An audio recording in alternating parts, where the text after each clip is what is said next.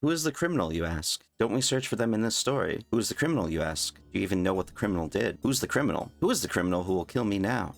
What's going on, everybody? Welcome back into my next part of my Higurashi no Nakoroni playthrough, Chapter 4, Himatsubushi. So this one we're going to be doing a little bit differently. I'm going to be doing it in two parts because it's a bit of a shorter chapter overall. So part one will probably be about like 3 to 4 hours, and then same for the second chapter. I don't know. We'll see how it goes, but 2 parts is my goal, no matter what. And if you don't already, you should hit that subscribe button. And like and comment on video too. Let me know what you think. Let me know what you think of my playthrough so far. I'd love to hear feedback from y'all. It's one of my favorite things to read through the comments. And now without further ado, let's get into Himatsubushi.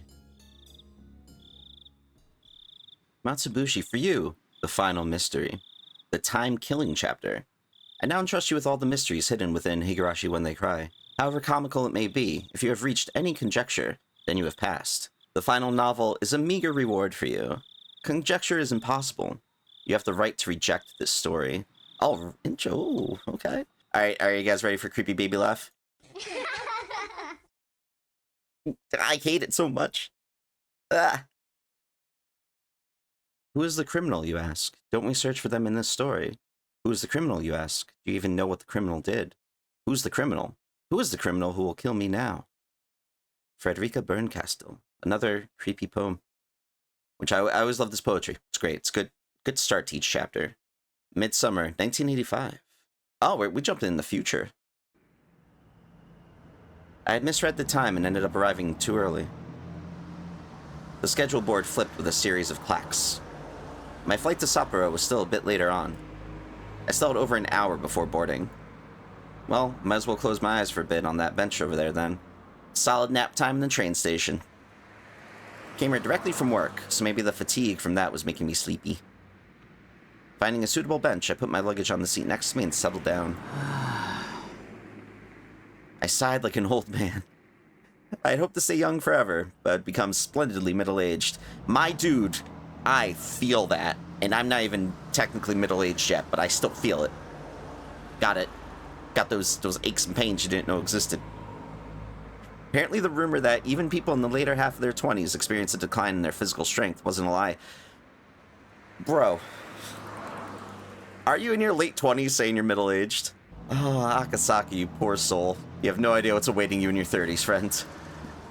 It had been mind-numbingly busy at work lately, so I rarely had any time to myself. This might have been the first time I'd been able to enjoy a journey alone like this since I was a student. The reason behind this trip was to meet with an old friend. It was a bit strange to call him an old friend. In fact, it might be better to call him a bad one.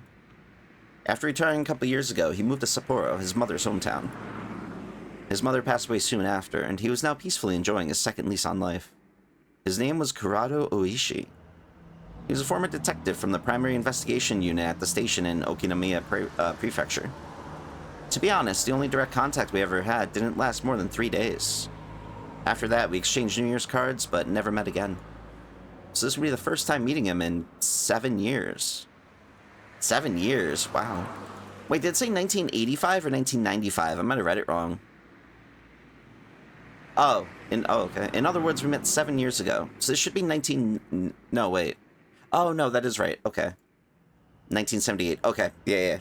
My brain math. I forgot this chapter doesn't take place in 1983, and it takes place before then, so the 7 years was confused in my brain.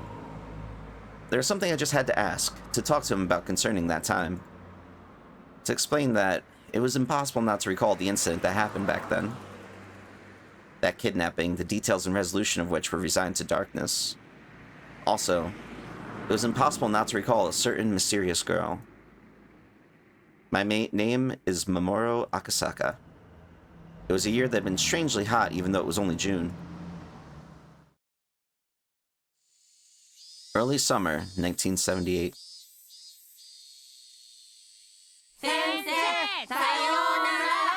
Hi, さようなら。車に気をつけるんですよ。お友達の家に寄り道なんかしないように。明日の教科書の準備は必ず寝る前にしておくんですよ。Those are a lot of specifics, bro. Clatter, clatter, clatter. The lively sounds of children running towards the hallway. でさ、つってんだぜ。This is that jam that just makes you happy. Oh, it's a different change of pace. Rocking out to it. そんなの俺持ってるわよ。いらねえよ。 The unique high-pitched voice of youth. The energetic shrill of the cicadas went completely unheard by their ears. Children returning home from school split off one by one from their groups of friends as they went through intersections in the residential area. Even though there were several of them in a group as they left the school, as they got closer to their homes, their numbers dwindled. That's why the fewer friends you were walking home with acted as an indicator that you were that much closer to your destination. じゃあな。会うわよ。うん。また明日ね。 He finally parted ways with his last friend. A van was parked at a bend in the road. The window was open, the sound of the radio leaking outside. It must have been the news or something. ため、道路交通法違反、公務執行妨害で3名を逮捕しました。I don't like that the happy music just stopped. Can we go back to the happy music? 一連のHinamizawaダム建設反対をめぐる運動は、先月の機動隊との流血事件を境に過激化の一途をたどっており、Oh, so this is... Oh, okay, so it's 警 taking 察で place a は month after 過 that. 激な活動家による次の事件を警戒しています。先週も建設省庁舎前での犬飼建設大臣への直訴事件があったばかりで、The boy's ears perked up at the mention of the name Inukai. At that moment, a man's face peeked out suddenly from the window of the van. His behavior was a little different than that of a man looking around to see if there was any incoming traffic before he opened the door of his vehicle. His eyes meeting suddenly with the unfamiliar man, the boy panicked slightly. ウグイス OK。 Nightingale. ひばり OK。 Skylark. 前後2ブロック確保した。いいぞ。 The man in the passenger seat whispered quietly. Nodding in acknowledgement, the man opened the door and stood before the boy. 君、犬飼俊樹君？ While asking that, the man peered at the boy's name tag. Toshiki Unukai. The name was written plainly there.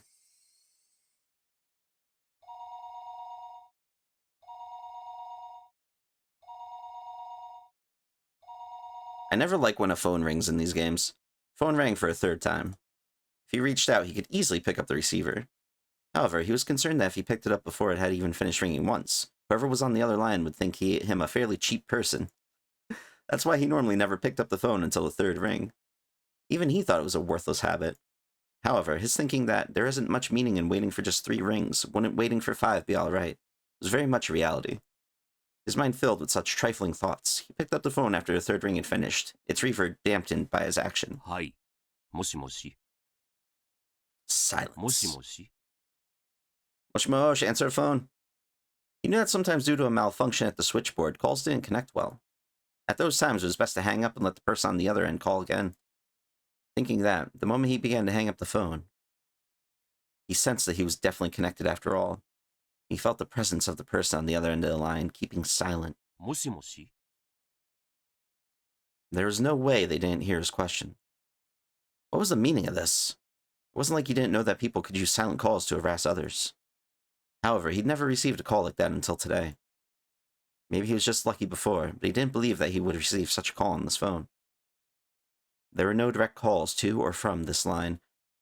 At least he doesn't have the, we're calling about your car insurance or car loan or car warranty, your extended warranty on your car, or whatever other shenanigans the bot phone calls call you for nowadays. I'd rather have a silent call, honestly. Be nice break. Although I just never pick up my phone when people call me. Text messaging is the way to go for millennials. Everything had to go through an operator. Therefore, there was absolutely no way the call would be connected unless it was verified there was somebody else on the other end of the line. That's why he didn't understand how to deal with this silent call, and instead settled into confusion. あんた、誰だか知らないが、用がないなら切るよ。また、かけ直してください。Intending that to be a parting line, he made to slam down the receiver. It was at that moment the person on the other end spoke for the first time. Ooh, that's a creepy kidnapper voice. He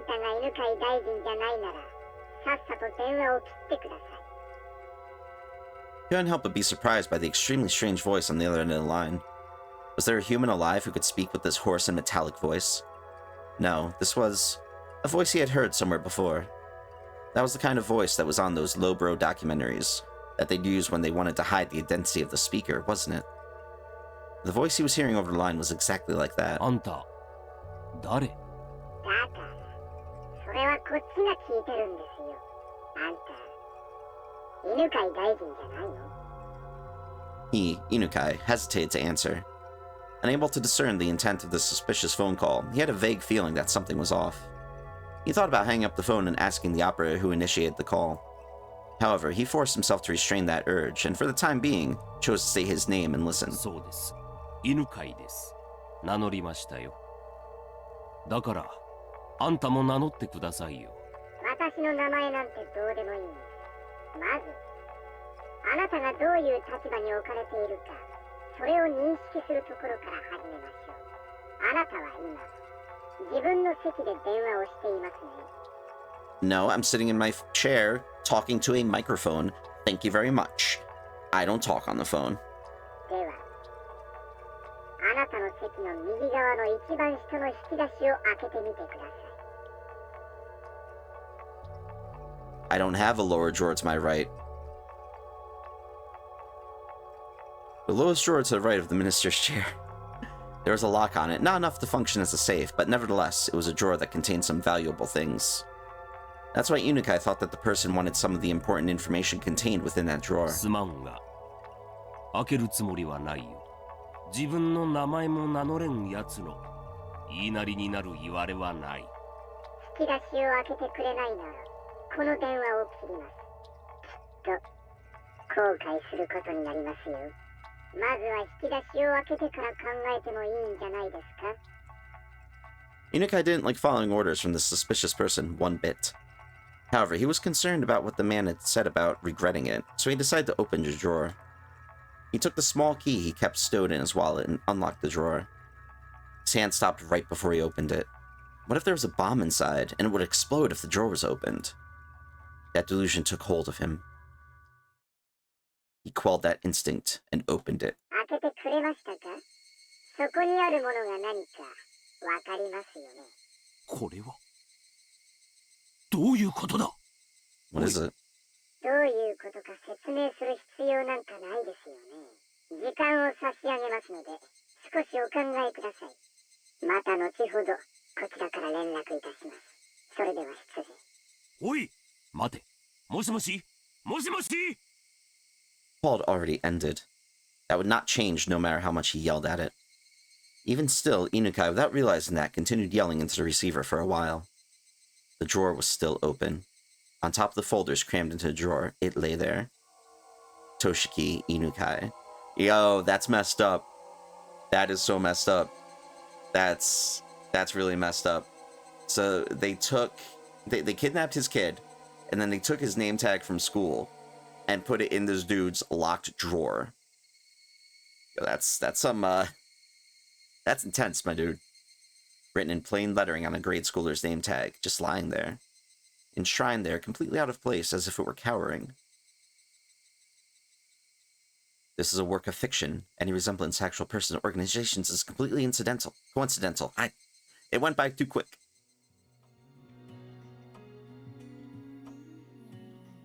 But I definitely had to cut out the opening for, one, spoilers, and two, definitely a licensed song. But I never actually saw that opening. That opening's beautiful. Do you remember, Yuki? This picture. It's where I first proposed to you. Aw, adorable. That brief moment before you nodded back, you probably wouldn't know just how much it seemed like an eternity to me. Yes, I would have never thought that amount of time could feel like an eternity. Compared to how long I had to wait for you to propose to me, it was... From the moment I met you until today. Compared to the time I've spent since I was born, it might only be a brief period, but... they were definitely precious, beautiful days that deserve to be called an eternity. That time continues even now. From now on, I wonder if it'll be a boy, or maybe a girl. Either one is fine. Boy or girl, either way, it's living proof that we love each other. It's adorable. If it's a boy, we'll name him after you, Mamoru. If it's a girl, we'll put the Yuki from my name in hers. Thinking about names is so fun that in the end we still haven't decided yet. There's still time to puzzle over it. Not that long of a time, actually. You see, Yuki, there's something I have to apologize for today. It's about your job. Sorry, it looks like an annoying bit of work has come up. In the worst case, I might not be able to be there for the delivery. It's fine. You have a very important job. What you do protects the way we live. It took me a minute to realize this was a conversation between two people and not just one person talking. So I'm guessing this is Akasaka talking to his wife.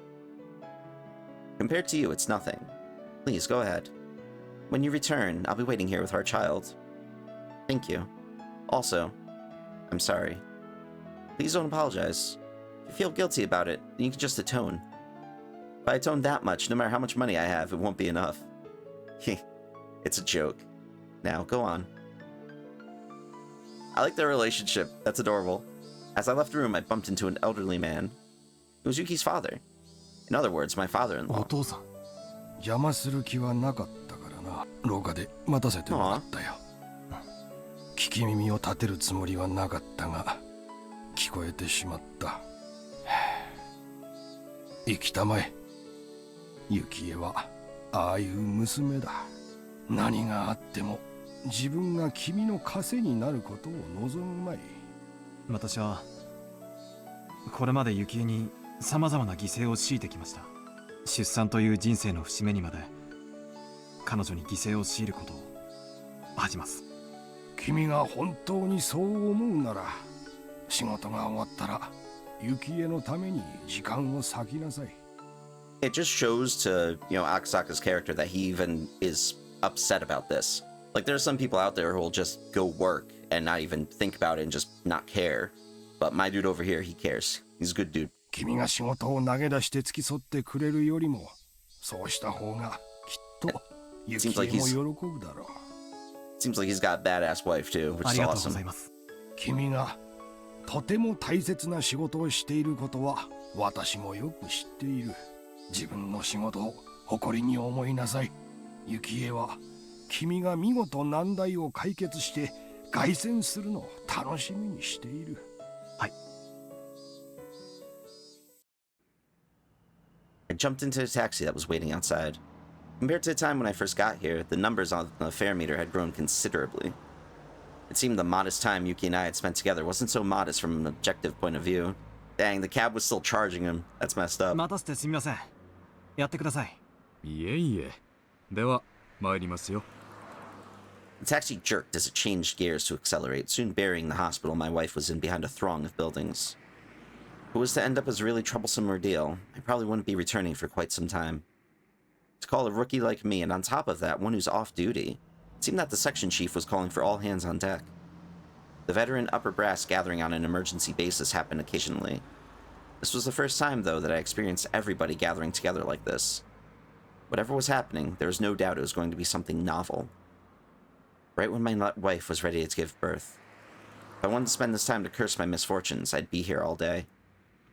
Even the verdant ginkgo trees lining the street that always brightened my mood seemed to lack some of their usual luster. Eventually, the government office came into view. Briefly holding my breath, I let the feelings of tension course through my body once again. I had to remember the work I was doing was important, necessary, and difficult. I composed myself and sharpened my wit. Ready. I'm gonna start telling myself that when I arrive to work. I'm gonna be like, I need to sharpen my wit before walking into work. Yes. Taxi stopped in front of the building. Kasumigaseki, Tokyo Metropolitan Police Department, Public Safety Division. 室長、全員揃いました。赤坂君、ブラインドを下ろしてくれる？ That's why they needed him to come in to close the blinds. He's the blinds guy. I got it now. You always need a blinds guy to just close the blinds. The blinds were usually closed when they needed to use the projector, or if the discussion was going to contain some particularly disturbing content. The blinds closed with a satisfying sound, darkening the interior of the room. Immediately, the inside of the room was completely drained of the pleasant morning atmosphere, leaving behind only the cold illumination of the fluorescent lighting. After the supervisor ensured that everyone was present, he nodded to the section chief once again. With everybody on the edge of their seats, the chief stood up solemnly and began to give his report. 推定48時間前、建設大臣の孫にあたる建設省幹部の子息が誘拐された模様です。Alright. So they kidnapped the Minister of Construction's grandson. Okay. 建設大臣は事態を穏便に済ませるため、警察へ通報せず要求に応じるものと思われます。It seemed that approximately 48 hours earlier, the Minister of Construction's grandson, who was also a son of one of his senior staff members, was kidnapped. The reason why it was phrased that way was because the person in question didn't admit it had happened. 大臣宅の通話を監視した結果、都外からと思われる不審な電話が数件確認されました。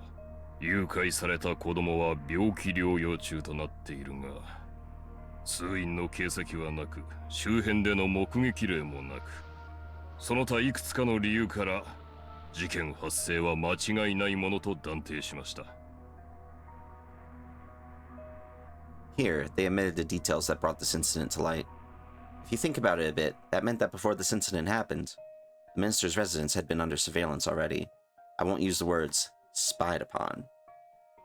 Of course, there wouldn't have been court approval for this, and it would have been very hard to explain to ordinary citizens.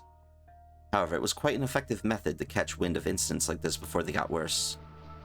I'd like for you to understand that dealing with these cases before they became a problem is the job of the Public Safety Division. なぜ警察に通報せず要求を鵜呑みに？大臣たる者が警察を信用できないってんだから。世も末だね。犯人グループは誘拐初期に自分たちが大臣の生活をかなり高度に監視していることを警告し、大臣が屈服し、警察への通報も思いとどまるほどの何かですね。They must have a lot on them 警 then. 察へ通報してもすぐにわかるぞって？ Ah, gotcha, that makes sense. 大臣の近辺に内通者がいる可能性か。Several of the higher-ranking members who seem to have experience with this kind of thing let out deep sighs. 犯人グループの目的が要求にあるのか、事件そのものにあるのかは不明ですが、いずれにせよ、国益を脅かす事態に発展する可能性が極めて高い。Their goal was to simply have their demands met for monetary gain. That would have been nice. However, if this was some politically motivated shakeup, things would get a lot more 被 complicated. 害者の協力がないということは、脅迫内容も要求も一切不明ということか。本件は内通者の水準がかなり高いと思われるため、当室のみの極秘捜査とします。また本件は本日より最優先事項となり、これまでの通常業務を一時凍結して対応します。Dang. よろしいですね。After that, the supervisor continued on, tactfully explaining our course of action. If this incident were to become public, it was possible that the minister's political life would be over. I'll spare you the explanation of how the rest of the dominoes would fall, but in the end, support to the Diet would decline, followed by a no-confidence vote and a snap election, and it might even expand communist influences. In other words, we wanted to handle this delicately. Yeah, that seems like a lot that could happen. Apparently, there's a lot on the plate with this. 川崎と佐伯は大臣宅、子供宅の通話を24時間監視。大臣の動向を探れ。動きがあるたびに逐一報告せよ。残る各職員は担当団体ごとに本件との関連を調査。最近動きが不穏な特殊ラインは集中的にやれ。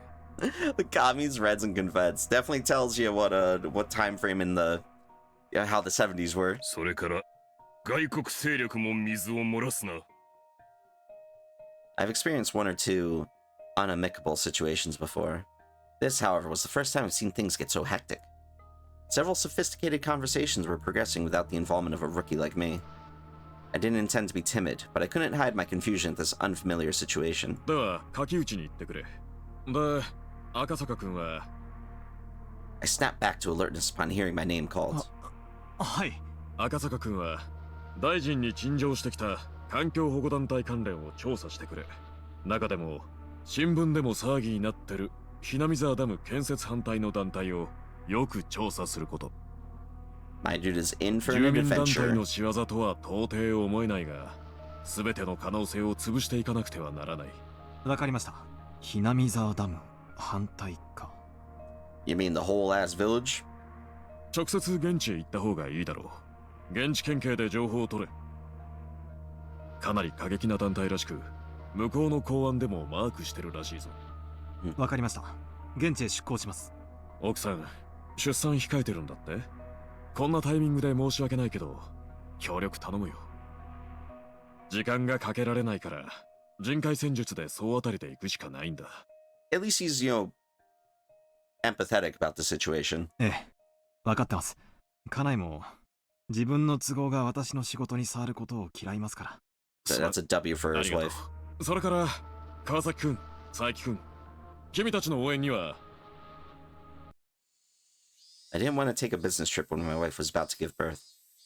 Even if I was a little busy, as long as I was in Tokyo, I could head to the hospital right away. On assignment, though, that would be difficult. Even so, I knew the work I was doing was important, and fully understood that I was in no position to be so selfish. I have to make it up to my wife for having to be away at such an important time. My wife, Yuki, would probably forgive me with a smile. Aw. The only thing she could hate doing would be holding me back. My male ego, though, at least wished she could have tried to stop me, or would have tried to stop me. Sorry, Yuki. I don't mind if you always complain to our child that their father couldn't come to the hospital when they were born because he was too busy with work. Just never let him live it down. He doesn't do the dishes one day. She's like, hey, remember that time I gave birth and you weren't there? I can imagine that being like a running joke with them. That'd be amazing. The next day, I took the bullet train to Nagoya, and from there transferred to the train to XX Prefecture. Getting to my destination by land took several hours. If I was traveling by air in that amount of time, I could probably get as far as Hong Kong. Oh, damn. The prefecture was by no means close. I never sat in first class except for work. Whenever I did, the seat seemed stiff. Closing my eyes, I mentally reviewed the documents I read yesterday. That's actually something that I've noticed a lot. Like, if you're not used to that, you know, higher class type of fancy stuff, when you are using it, a lot of times it just doesn't feel right. It's an interesting, like, mental thing. Group under investigation, the Onagafuchi Guardians.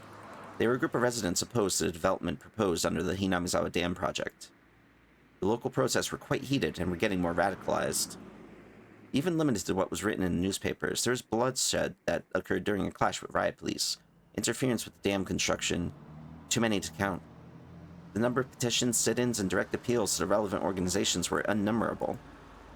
As an extension of that, there was a direct appeal to the Minister of Construction the other day. これがそもそも今回この団体を調査することになったゆえんだ。 The land that they lived on was going to be submerged, so it was no wonder they would go into a frenzy over it. Even giving that, though, would they really be capable of doing something like kidnapping the Minister of Construction's grandson in order to halt the project? Listen, man, a lot of stuff goes on in this town. I would not put it past them. For my take on it, I had serious doubts. This kidnapping plot was extremely sophisticated and complicated enough that it was believed there was some political backing. This wasn't something that could be pulled off by some group of local protesters. Well, just like the chief said, the plan was to eliminate all possibilities. While I'm in the police's reference room taking my time investigating, the higher-ups in Tokyo would probably solve the case. Without my involvement entirely. Even if it was true, I couldn't regret being away from Tokyo while my wife was ready to give birth. This was work. There was really nothing that I could do. Ding dong. The announcement that we'd be arriving at our destination soon snapped me back to wakefulness. Ogura Prefecture, Prefectural Public Safety Division. 鬼ヶ淵死守同盟。ええ、地元ではかなり賑わせているようです。The Prefectural Public Safety Department already had the documents and a cup of tea ready and waiting for me. Oh, that was 早い nice. 話がダム反対の住民運動なんですが、事実上水没地域の住民すべてが決起したと言っていいでしょうね。死守なんて古風な言い方が示す通り、相当の決意と覚悟を持った連中です。Honestly, if my home village was about to get submerged underwater because, you know, people wanted to put a dam there, I'd probably be a bit pissed off too. そこら辺の温和な住民団体とは一線を画すと思っていただいた方がいいですね。The stack of papers they had prepared for me in the document room was by no means thin. 発足当初はごくごく平均的な住民運動だったんです。それがいつだかの流血事件を境に急にヒートアップしまして、今では暴力主義団体か、それに準じるくらいの過激な勢力に成長したと言えますね。Violent organizations usually indicate ones that enforce their own ideology without regards to the democratic process. Breaking that down, many of those organizations held extreme left revolutionary ideologies. Considering that, I couldn't help but be surprised that a citizens group would end up going this far. Radical citizens movements happened occasionally. It seemed, however, that this group was nothing as trifling as that. It seemed I would have to reconsider exactly what this Onagafuchi Guardians was.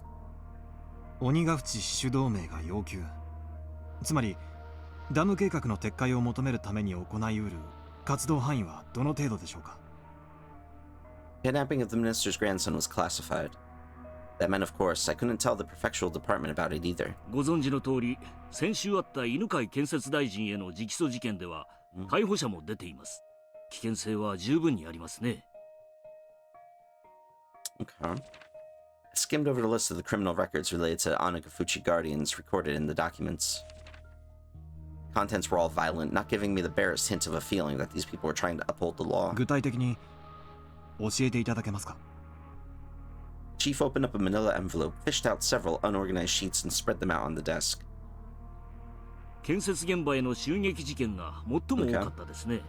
初期の頃、電源コードの切断や錠前の鍵穴に石を詰める、投石による事務所の窓ガラス割り等の軽犯罪が頻発していました。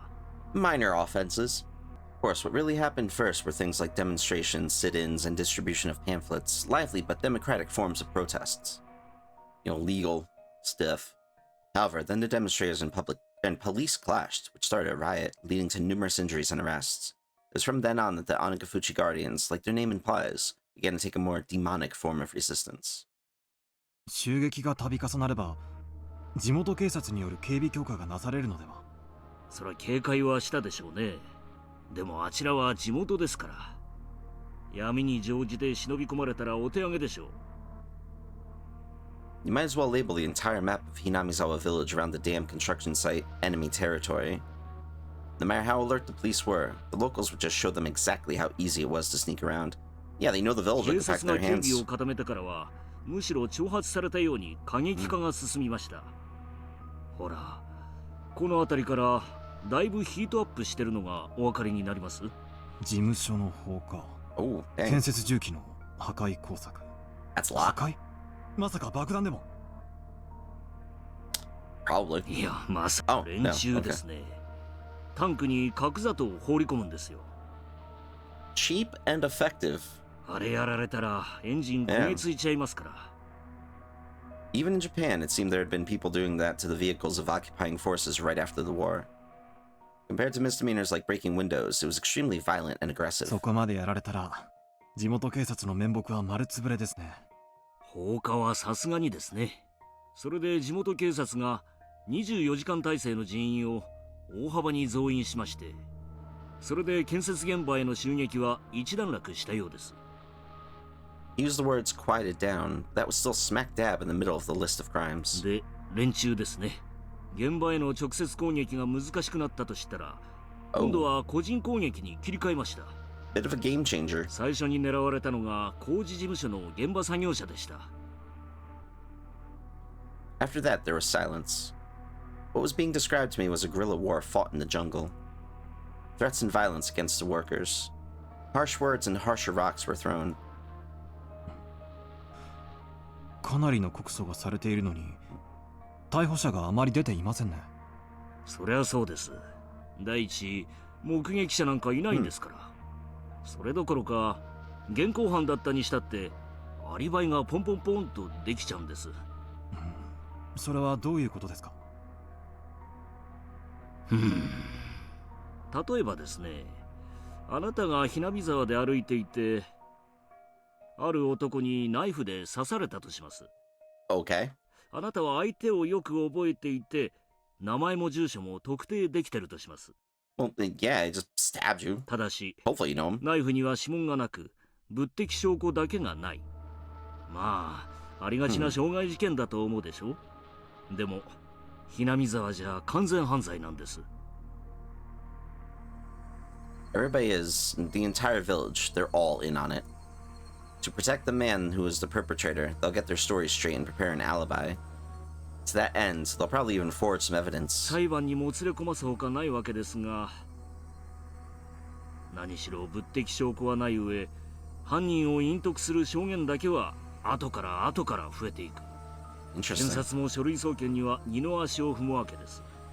殺人ならいざ知らず、投石で額を切った、殴られてあざができた程度だと、仮に犯人を特定できたとしても、嫌疑不十分で送検されないことがほとんどです。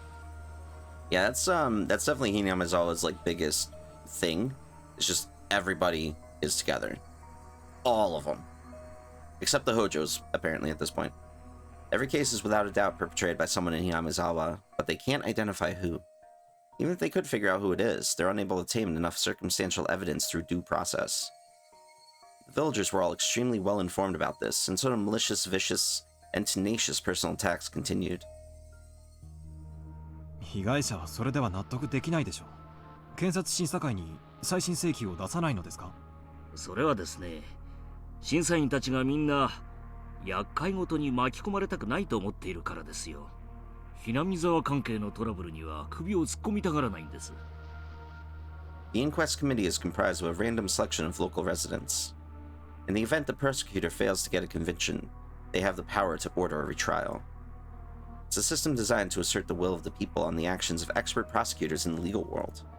In this case, however, being composed of local residents has backfired. 首を突っ込みたがらない。Yeah. それはなぜです？なんて説明すればいいんでしょう。恐れられているって言えばいいのかな。あそこはね、少し特殊なんです。A little special. 何か政治的なバックボーンが存在するということですか？いえ、そういうのとは少し違うというか、まあ怖がられていると思ってください。この辺りは口では少し説明しにくいんです。ああ、そうだ。わかりやすいのがありました。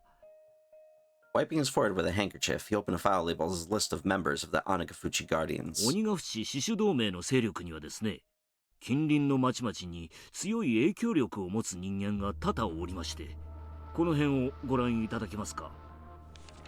True, but honestly, probably just all the Sonozakis, because they're all over the place. I looked. What I saw startled me. Prefectural and municipal assembly members, staff members of the Chamber of Commerce, an executive of a business association, an executive of a town council association, and a PTA liaison. There were more than a few people with a lot of say both locally and in neighboring regions. この界隈では、Hinamizawaのダム反対運動は皆静観しているのが普通なんです。ダムを肯定するような発言をすると、どこでどう巡って不利益を被るかわからない。何しろ近隣の町の喉元はHinamizawa出身の人間が抑えていますからね。検察審査員のリストは非公開でしょう。報復がされないように何らかの措置が取られているはずでは。一応非公開でプライバシーは守られてますがね。それを管理してるのは沖宮市役所の人間、つまり地元の人間なんです。守秘義務があるとはいえ、やはり人間のつながりは分かりませんからね。Hinamizawaの人間はそのあたりのつながりがことのほか強固ですから。When you consider the obligations and duties people have to the region, the web of information thereby formed is nothing to scoff at. It's not uncommon for housewives in a neighborhood to know which kid from which house is what grade in which school, what subjects they're good at, and what vegetables they hate, among other things. それにほら、Hinamizawaと遅縁の深い暴力団組織がありましてね。これが今回の騒動に全面バックアップしてるらしいんです。こちらが出てくるのが一番効いてるみたいですね。暴力団？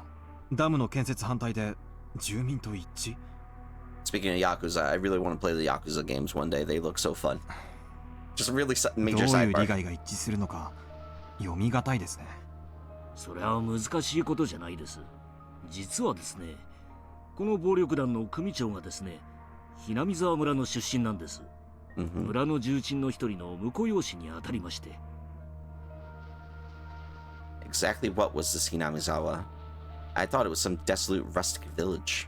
However, for some reason, they exerted a strong influence on the surrounding areas, and has a strong sense of unity. They would protect their village by any means necessary, even if that meant resorting to violence. The chief had said that they were afraid because there were numerous influential people living there. But somehow, I got the feeling that they were afraid of the village itself. There was something clearly different from what I had read in the documents in Tokyo. This was no simple residential protest against the dam. For some reason, an uneasy feeling began to nestle itself at the back of my mind. I chose the most basic way to ask my question. In other words, I directly asked what I wanted to know. 室長、これは例えば仮の話ですが。はい。例えば、その鬼ヶ淵死守同盟がダム計画を頓挫させるため、要人を脅迫するようなことは考えられますか？ The chief replied あり得 immediately. るでしょう。事実、彼らは市役所や県庁、建設省の工事事務所にも押しかけ、恫喝まがいのことをしていますし、工事関係者の家族が不審者につけ回されたという事件も起こっています。Oh. That probably locks it in. Well, that would make sense. To halt progress on the dam, they raided the construction site, destroying heavy machinery and lighting the construction office on fire. They didn't have any qualms about doing that. Threats and violence against people related to the dam would probably be no problem. But that was it. Even your everyday hoodlum could use threats and violence. However, this time it was the kidnapping of a minister's grandson, an abnormally high-level crime. Not only was pulling off the kidnapping difficult in the first place, but so was maneuvering to have the minister surrender to their demands immediately. There's no way this was the work of amateurs. Did these people have the power to enact this large of a crime? That was the heart of the matter. Was the Onagafuchi Guardians an organization capable of pulling this off? In order to ask that question, once again, I chose the most basic method. 例えば政府要人の関係者を誘拐して脅迫なんてことがあり得ると思いますか? There's no way they could pull off something that big. That was the answer I most hoped for. If it was that answer, my work was as good as halfway done. I might be able to get back in time for my wife to give birth. That was how it was supposed to be. The chief, without a hint of hesitation, replied, やるかもしれません。そこの知れない連中ですから。 Well, Akasaka's got his work cut out for him, it seems. Sorry, Yuki. It seemed like my work wouldn't end so simply after all. おう、赤坂君か。ご苦労さん。担当地域での情報収集はどうですか？順調です。これから現地警察の公安と接触できることになりましたので、東京の調査の方はどうですか？他の職員も順調に調査を進めているよ。でも調べる団体が星の数だからね。そんなに悠長に時間もかけられないし。There were no new developments at this time. No matter how suspicious the Onagafuchi Guardians was, if they solved the case in Tokyo, my job was done. It looked like my wishful thinking wouldn't come to pass. Hanging up the phone, I let my gaze drift outside the window to the valley of unfamiliar buildings. 赤坂さん、今お貸しできる車が戻ってきました。 Oh, heck yeah, he's ご案内 got a しますの rental. で、こちらへどうぞ。あ、すみません。He showed me the elevator to the underground parking lot where a battered sedan was waiting for me. Better than nothing. That the steering wheel kept drifting to the left was a little concerning, but it would be enough to get me around for a while. My destination was Shishibone City, in the prefecture. They really just block out that prefecture all the time. An area under the control of the Onagafuchi Guardians. The Okinomiya police station was right on the front lines. Okinomiya Prefecture. Okinomiya Police Station. I like how they do that now, where they tell you where you are every time. Shishibone City was, as far as provincial cities went, rather behind the times. Okinomiya, recessed in the mountains, was even more remote. With little change between the seasons, all that was left was the tepid passage of time, made for a rather drab town. There were no tourist attraction or local delicacies. Without even a strong regional industry, it was simply dull. Just looking at the monotonous and peaceful townscape, it was hard to catch a glimpse of the radical resistance of the Onagafuchi Guardians. The atmosphere of boredom didn't hint of the Okinomiya police station being on the front lines of the dam conflict, nor of the numerous incidents that I heard about at the prefectural headquarters. おはようございます。違反金の納付ですか？いえ、公安部の本田屋さんにアポイントがあります。And then dude addresses straight to like, "Hello, are you here to give us money?" 赤坂とお伝えください。That's a mood. 失礼しました。少々お待ちください。The clerk, who thought that I was here for a parking violation at first glance, after fumbling with the unfamiliar extension number, told the person online they had a visitor. どうもどうも。赤坂さんでいらっしゃいますか？縁のはるばるお疲れ様でした。こんな部屋で申し訳ありませんね。応接室を押さえてあったんですがね。議員さんが突然お越しになっちゃったんで追い出されちゃいまして。I would hesitate to call where we were a conference room, as it was very small and cluttered. The cramped space was packed with lockers. I had the impression that it was more of a change room that doubled as one for smoking. Listening to his crude chortles. Haven't heard that word in so long, chortles. Didn't get much of a feeling that Handaya, who was head of the local public safety division, was much of an intellectual. I knew that in exchange, he had both experience and absolute confidence in his ご instincts. 多忙中、突然お邪魔して申し訳ありませんでした。警視庁から参りました。赤坂と申します。よろしくお願いします。公安部の本田屋です。よろしくよろしく。県警防隊の三階部長から協力を惜しむなと脅されておりますので。This guy's such a dork. I like him. 県警の Gangbusters. 暴力団対策本部ですか？うちじゃ鬼ヶ淵支所の連中は暴力団の延長に位置づけてますんでね。Honestly, at this point, probably the smartest thing they could do. あれを善意の住民運動だなんてあんた、東城もいいとこですわ。Alright, why does he have to laugh like that at the end of every single sentence? They said at the prefectural office, too, that the Onikafushi Guardians was linked to the local mob. If I recall correctly, the adopted son of somebody influential was a lieutenant in that gang. そりゃ逆。全然逆ですよ。暴力団の活動があって、それに住民団体が大義名分みたいにくっついていると、そういう風に考えてください。Makes sense. 逆。Every time. Hyundai was just about rolling with laughter. This was slightly different than the info given to me at the prefectural office, but somebody embedded locally would be more knowledgeable. While we were talking, occasionally some people who seemed to be detectives would come in and change. One of those individuals, noticing Hyundai's guffaws, came up to us. Oishi! The man himself who loves AC in his car and riling up children to try to, get information out of them. Oishi himself. Is this Oishi's theme, man? Like, this is okay. Alright. I can vibe with this music. This is cool. おお、クラちゃん。ちょうどよかった。クラちゃんも入ってよ。こちら、はるばる東京の警視庁からお見えになった赤坂警部。警部だなんて。まだまだ新米です。赤坂です。よろしくお願いします。初々しいのがいいですね。採用は今年ですか？I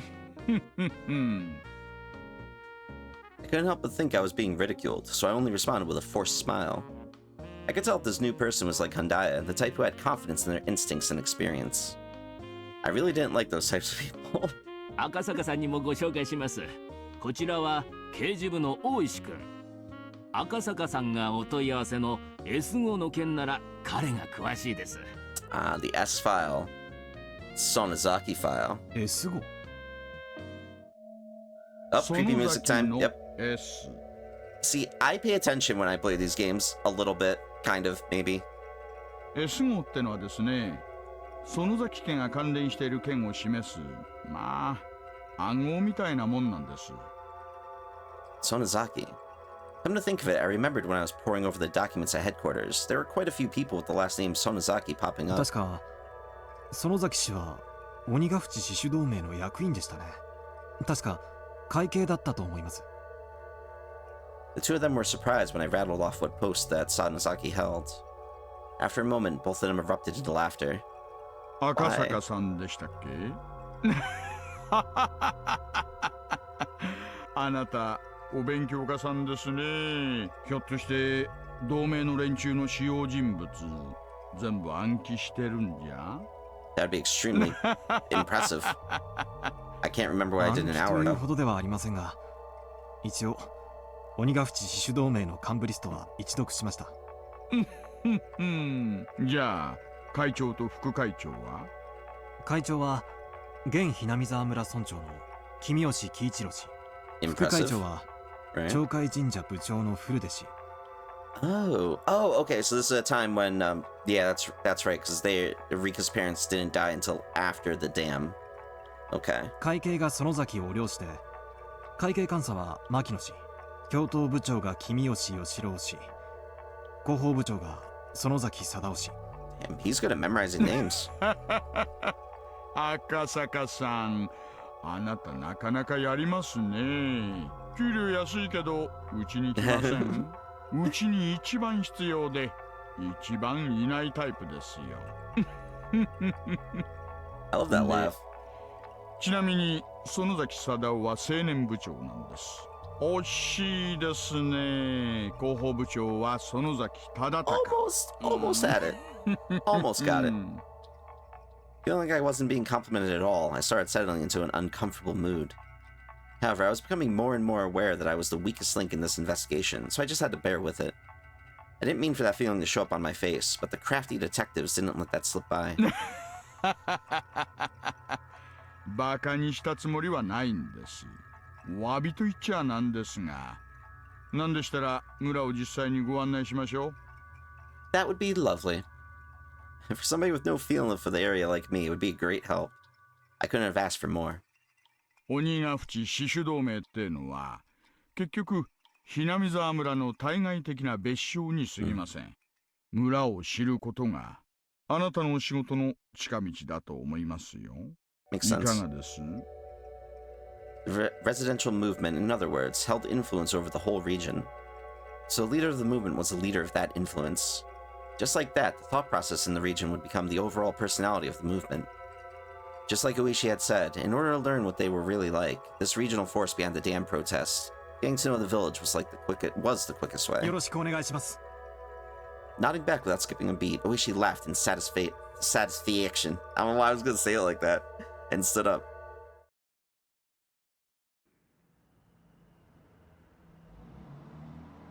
If I took the information I learned at the prefectural office and from Hyundai to heart, my position was exposed, my personal safety was at risk. The opponent was an extremist group that had no qualms about using threats or violence against somebody. If my personal info was leaked, it wouldn't be hard to imagine that I'd be in danger, whether on the job or not.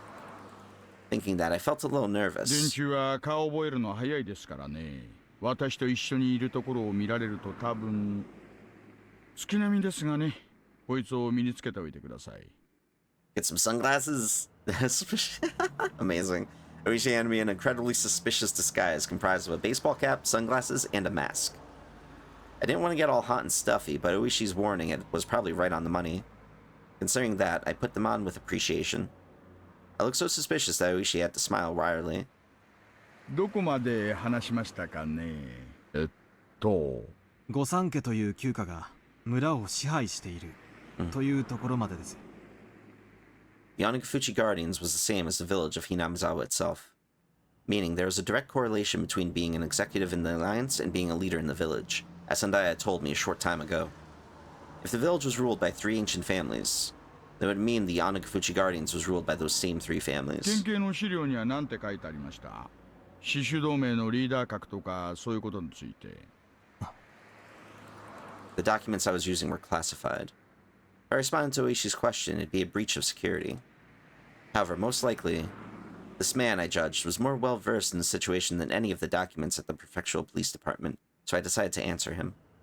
同盟の会長は現村長の君吉喜一郎と。Oishi, upon hearing that, let out a small chuckle. For him to ask like that and to laugh at the answer as it was recorded in documents meant that wasn't the case in reality. では、君吉氏以外の影の人物がいる。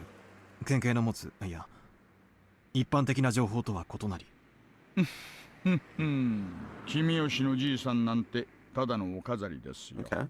そもそもこの村じゃ村長なんてポスト自体も形式だけなんです。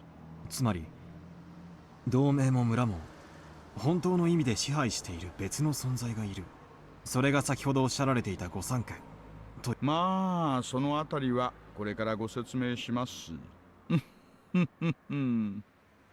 All of a sudden, with a thunk, the car suddenly lurched. The paved road had given way to a gravel one. At the same time, the scenery outside the window changed. The Hinamizawa Dam project must be withdrawn.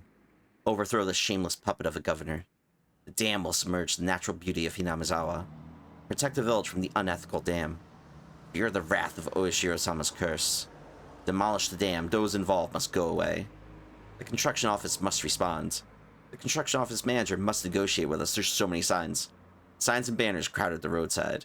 Even reading the brush-scrawled words was daunting. It was as though where the road just changed was a border with a different country. Oop. At that moment, I was startled by a car suddenly braking. Looking ahead, a barricade had been erected.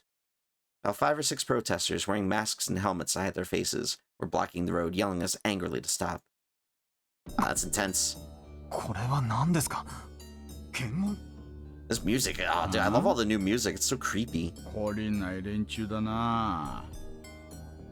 Oishi snorted as he rolled down the window and leaned out. おいおいおい。あんたらダメだよ、こんなとこで道を塞いじゃ。As Oishi glared at them with a malicious laugh, they visibly faltered. 道開けてくださいな。それじゃ通れないでしょう。The creepy laugh again. Who would have thought it was Oishi's car?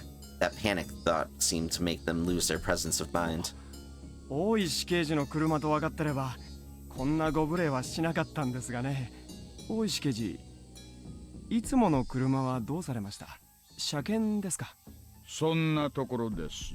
台車ってのはどうにも馴染みませんね。Judging from their brief conversation, I could guess that they were familiar with the license plate of the car Oishi normally used. In other words, if they knew the car belonged to the police, they would have hidden the barricade. Makes sense. What they were doing was obviously obstruction of traffic. A blatant crime. そっちの怪しい男は誰です？あんた、顔を見せてくれませんか？ The man glared at me menacingly. Wearing a mask and sunglasses made me look particularly dubious. Would not showing my face get me into some unnecessary trouble? I turned to Oishi to see what I should do. 彼の顔は勘弁してあげてください。まだまだ新米でシャイなんですからね。A shy little rookie. 不審な輩じゃないか確認しようってだけです。最近のひなみさんは物騒ですからね。あんたのうち鏡歪んでるのと違います？あんたのその面の方がよっぽど不審ですよ。Got him. The men in Oishi continued to talk like that, feigning smiles at one another. However, from the beginning to the end, I couldn't get over the feeling I was sitting on a powder keg. ゴミの不法投棄車両まだ減らないんですか？オタクたちも本当に朝晩大変ですね。警察の方にもご理解とご協力をいただけて助かりますよ。Awkward laughter. During that conversation, the barricade was moved, leaving a gap wide enough for a single car to get through. Oishi lightly honked the horn once and began to roll the car forward. I could see the men's antagonistic glares at the back of the car in the rearview mirror. 何ですかさっきのは。勝手に行動を封殺するなんて。もちろん犯罪ですよ。目くじら立てても始まりませんがね。連中の主張じゃですね、村内に不法投棄をするトラックが出没するって言うんです。それを封じ込めるために不審車両を検問してるって話だそうで。不法投棄？参拝を勝手に捨てようとする悪徳業者のことですか？警察が何の手も打たないから自分たちで自衛するっていう論法でしてね。So is that how the dump came into being? ああ、参拝なんて話はどうせ自演だからどうでもいいんですがね。自演？連中うまい作戦なんですよ。ダム現場にですね、工事妨害のために参拝ゴミを自分たちでばらまいてるんです。で、それを悪徳業者のせいってことにして臨検を設置すると。それで工事車両をいちいち足止めしてチクチクと妨害してるってわけなんです。鬼ヶ淵死守同盟の抵抗運動の一つというわけですね。多分今の検問でこの車のナンバーが割れましたからね。もうこの先には一切検問の真似事はないと思います。Well, that's a plus at 連中も least. 私を怒らせると得をしないことだけはよーく骨身に染みているようですからね。Oishi over here like the この Hulk. 車が工事関係車両だと知れるとですね、散々検問で足止めを食らうばかりか、宝石や鉄釘のばらまきなんかも食らうって噂です。Sounds about right. And they could probably even hide like the road spikes or something under the gravel. あなたも身元が割れないようにせいぜい気をつけた方がいいですよ。公安なんてバレたらどんな目に遭うやら。Oishi was acting like we were talking about something fun, but for me it was no laughing まる matter. でどこぞの内戦の国に迷い込んだような錯覚です。Timely. Way too timely right now. あんた、そりゃうまい言い方です。今言われたのはまさにその通り。Oishi turned to me with a grin and menacing laugh. ここはね、戦争地帯なんですよ。Sounds about right. Car slowed down a bit as it went down a narrow road through some farmland. あそこの森の中に家があるのが見えます？古い感じの。Looking where Oishi was pointing, there certainly was an old, traditionally designed あ house. れが村長の君吉のじいさんの家です。君吉本家とも言いますな。分家筋が多いですから、御三家の一つにあたります。御三家、Hinamizawa村を支配している旧家ですね。そうそう。で、もう一つが古出家。こっちは分家どころか、もう神主一家しか残ってませんがね。ちょうどあっちの方にね、そこの神主をしています。ちなみにね、死守同盟の事務所はその神社の敷地内にあります。The office of the Anakafuchi Guardians. These guys were the enemy. That would make the shrine their stronghold. そこを見ることはできますか？神社は古出家の私有地でね、警察といえど令状がないと踏み込めません。電柱のバックには村の息のかかった議員もいますからね。警察にも強いところと弱いところがあるってことです。御三家とは言ってもですね、そりゃあだいぶ大昔のことなんだそうです。大昔はその御三家ってのは合議して村のいろいろなことを決めてたらしいですな。ということは今は違うということですね。あんたいちいち察しがいいですね。さすが高学歴。I just called him a nerd. Car braked to a halt with a squeal. Ahead of where we were stopped were several signs. Private property beyond, no trespassing. Beware of poisonous snakes. Danger, turn back. Intruders will be charged an entry fee of 1 million yen? Oh my god. Signs were erected there with things like that written on them. The road was separated from the forest by a chain-link fence wrapped in barbed wire. 私有地なんで、ここまでです。この先は監視カメラがいくつも仕掛けられてます。うっかり道に迷いました。なんて論法が通じる相手じゃありませんからね。この先がそうなんですね。People currently controlling Hinamizawa and the Anakafuchi Guardians were neither the Kiminoshi family nor the Furude family, but the last of the three. この先にあるのが御三家の一つ、園崎家。Hinamizawa村を影から支配する連中です。Among the list of executives recorded in documents, the number of people with last names from the three families was quite high. Of course, Sonozaki was no exception. However, at the top was the Kimiyoshi family. If the Kimiyoshi family seemed to be in charge, the rulers behind the scenes were the Sonozaki family. This double-layered structure implicitly told me that this village had both a light and a dark side. 園崎家の頂点は、現当主の園崎お涼っていうばあさんです。園崎天皇なんて呼ばれるくらいに、その発言には影響力があるそうです。気をつけてくださいよ。市長だって最敬礼でお迎えするような VIP ですからね。まあ、Hinamizawaと周辺の町に住む村の親族の数千の評伝を固めてるわけですから。つまり、その人物が鬼ヶ淵死守同盟の事実上のトップということですね。そうなります。Those words, Oishi pulled out a well-worn cigarette box. A suspected kidnapping of the minister's grandchild and subsequent threats. Were these part of the hidden plot by the Anakafuchi Guardians in order to have the Hinamizawa Dam project cancelled? あなた、東京からはるばる調べにいらしたんですよね。ええ、そうですか。何か。じゃあほら、犬飼大臣への直訴事件の絡みですかな。要するに、あれで要注意団体ってことで公安がマークすることになったと。そういう感じですか。大石さんこそ、お察しが早くて助かります。While exhaling out cigarette smoke, Oishi smiled broadly, like I'd just pulled a good one on him. Or so I thought. His smile disappeared suddenly. 嘘でしょ。Oh, Oishi knows more than he's letting on. だから、直訴事件でマークがついたって、嘘でしょ。She knew there was no way that Tokyo HQ would dispatch an investigator over something as minor as a direct appeal.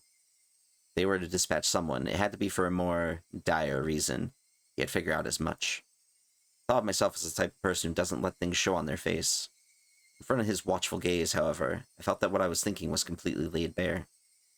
She silently lit another cigarette, as if waiting for me to interject during this awkward pause. I see, so this was a veteran detective's way of getting someone to spill information. But as long as I realized this, there would be nothing more. If I didn't open my mouth, I wouldn't have to lose anything. Oh, time change. All I had to do was stare out the window and enjoy the scenery until Uishi gave up. Waited him あなた out. って人は本当に隠し事が下手な人ですね。 Got him. そういう素直で初々しいの悪くないな。 Uishi smirked as he twisted out his third cigarette, while I tried not to let him notice that I had yielded completely. At first, I thought I had won, but at the very least, Uishi had ascertained that I was hiding something, meaning that I might have ended up marching to his tune. Uishi started up the engine once again and began to move the car. 素直なところを教えてくれりゃもっとお力になれると思ったんですがね。素直に話したらどう力になれるんです？ If the cat was out of the bag, I might as well use it to catch some mice. 内容によりけりですがね。Hinamizawa界隈に詳しい情報屋に引き合わせてあげてもいいですよ。協力員？そっか。あんたらはそう呼ぶんでしたね。どうして私の任務に興味を？大石さん。そりゃあんたと同じです。常に知るのが私たちの仕事じゃありませんか。Being able to meet with Oishi's informant was an extremely compelling opportunity. We were looking to recruit somebody familiar with the area to collaborate with for intelligence. In the end, there was no better method for finding people than asking. We were always taught, however, that the rank-and-file police were no better than monkeys. Dang! Dang! Intense. Unlike us, they were careless with confidential cases. We looked down on them like they'd run their mouth off in a drunken stupor. Oishi was an outlaw even amongst them, and here I was lost on whether or not I should tell him about the kidnapping of the minister's grandson. その情報協力員はどの程度鬼ヶ淵自主同盟に精通を？あんたも公安の人間ならわかるでしょう。そんなの私の口からたとえあなたにだって話せるわけないじゃありませんか。 They've both got their secrets. Protect your sources. That was the first principle of dealing with confidential information. In that regard, it seemed that Oishi wasn't one of those monkeys. Should I trust him, ask for his help, or あ not? なたは国、私は県に雇われてますがね。私たちの職務はそう大きくは違わないと思っています。力になれると思うんですがね。I probably would trust him. I don't know. That's just me, though. However, I had trouble believing that this crafty old man would simply help me just like he claimed. Now, how should I go about this? 大石さんほどの方が無償で力になってくださるとはちょっと思いがたいですが。True, true. It's music, man. そりゃ下心がないわけじゃないです。あんたらは確か協力員に支払える謝礼用の予算を持ってますよね。領収書不要な予算を。そいつでですね、情報屋との接触にかかるコストをちょいと。Oishi knows the stuff. つまり情報屋と渡りをつける謝礼をあなたにお支払いしろということですね。取引内容が明快で助かります。Certainly was something else for being able to brazenly state his ulterior motive like this. Rather than him doing this out of the kindness of his heart, everything was a lot clearer if he was being compensated for this deal. I felt that he was the type of man who was good at these backroom 誤 dealings. 解しないでくださいよ。お金が必要なのは私にじゃなくて情報屋になんですからね。まあ支払いの関係上お金は私が預かりますがね。支払いはいつ？今すぐがいいですね。He's like, right な now, んな bro. ら明日でもいいんですよ。I pulled out a wallet that was different from my personal one. I could never carry around two wallets. That'd be way too much. Price was pretty much fixed depending on what kind of information I was paying for. In this case, the payment was upfront. Also considering the fact that I didn't know what kind of info I would get, I shouldn't pay too much. When I suggested that, Oishi suddenly stretched out his hand and tightly grasped the contents of the wallet. こういう時はですね、ケチケチしない方がいいんです。大 Oishi's 丈夫、 great. 大丈夫。損はさせませんから。わかりました。ケチケチしないことにします。で、調べたい情報は何です？内容によって多少アプローチが変わることもありますので。他言無用を誓ってもらえますか、大石さん。誓うまでもありませんよ。私もあなたたちと同じ。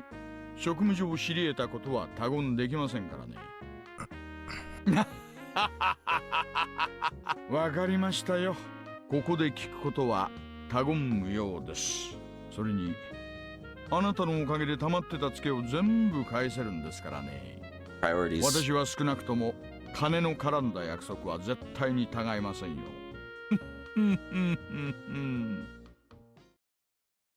I was still unsure if I should trust him until the very last moment, but in the end I broke down. Oishi wasn't the type of guy I could trust 100%, but there was no mistaking he had access to underground information networks. In order to accomplish my mission swiftly, I needed his cooperation. I set my resolve. 鬼ヶ淵主導名が Oh. ある事件に関与しているか否かを調査しています。Alright, he's just laying it out there. ある事件？ Not specific just yet, but I think he's gonna get to it. Yep. 何者かに脅迫を受けている可能性があります。可能性とはまた遠回しな言い方ですね。大臣の近辺に内通者がいるらしいのです。その内通者によって高度に監視されているらしく、大臣は脅迫初期から屈服している様子です。警察へも我々へも。なるほど。だから脅迫を受けている可能性という言い方になると。だとすると妙ですね。大臣が誰にも通報しないなら、どうしてあんたらは事件を知ったんです？ We didn't spy on the minister's private life. We would have never found out. その説明は私が情報屋に提供する必要がないと思われるので割愛します。Still gotta always keep some stuff close to the chest. At least some information. Which had apparently caught on and quietly chuckled when I refused to explain. なるほど。大臣の近辺にスパイがいるらしいから、公安だけの極秘調査ということになったわけですか。そりゃあ確かに穏便な話じゃないですね。ことを公にすれば、大臣の政治生命も含め、政変に発展する可能性は極めて高いでしょう。犯人グループの目的がそこにあるならば、有識事態に発展する可能性があります。Change everything. 政府の列島改造は、まあいろいろ方々との衝突も多いらしいですからね。どんなささやかなケチでも一つつけば、野党勢力がドット票を伸ばす可能性もあると。大臣がどのような要求を受けているのかは、ですが、脅迫の方法だけはほぼ分かっています。何です？大臣の孫の誘拐です。There it is. 周辺は否定していますが、 Told him. 最後の目撃から見て、Oh, wow. 誘拐後72時間が経過していると思われます。It's been like 3 3 days. です。Yeah. 波の身代金目的ならもう決着してますね。金銭でなく、大臣に何らかの政治的なアクションを要求している可能性が極めて高いでしょう。それを我々は黙認するわけにはいきません。で、それの犯人グループとの可能性として、鬼ヶ淵死守同盟がリストに上がったわけですね。そうです。大臣の孫を誘拐してダム計画の撤回を求めるか。どうでしょう、大石さん。その可能性はあなたから見てあり得ると思いますか？ Oishi seemed to ponder the idea for a while. The section chief of the regional office had responded immediately with, "It's possible." However, Oishi, who was this well informed about the matter, was hemming and hawing. Finally, just a little bit. He said something that was really just a little bit strange. 明治前まではですね、この辺りはhinamizawa村って名前じゃなくて、鬼ヶ淵村って呼ばれてたそうです。Let's hear the backstory about, it being like a demon village and stuff. うちのばあ様の受け売りですがね。This topic was so completely and suddenly unrelated to the subject of the kidnapping of the minister's grandson that I was taken slightly aback. 鬼ヶ淵村。それで鬼ヶ淵主導名という名称になったわけですね。鬼ヶ淵村ってのはですね、人食い鬼の住む村だと言われてたんだそうです。今でも村人は自分の体に鬼の血が半分流れてると信じてます。人食い鬼。大石さん、それ何の話ですか？情報ですよ。さっきあなたからたくさんもらっちゃいましたからね。少しもらいすぎました。その分サービスしてあげてるんですよ。He's like, you talk too much there, kid. Akasaka's gonna learn. But she finally smiled, but it didn't seem like he was fooling around. 先を続けてください。人食い鬼たちはですね、普段は仙人と崇められてひっそりと暮らしているんですがね、やっぱり人食いですから、定期的に麓の村に降りてきては獲物をさらっていったんだそうです。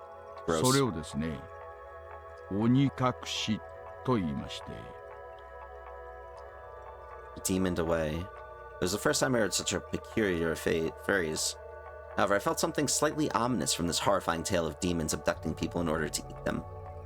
ほら、よく世間一般に神隠しっていうのがあるじゃないですか。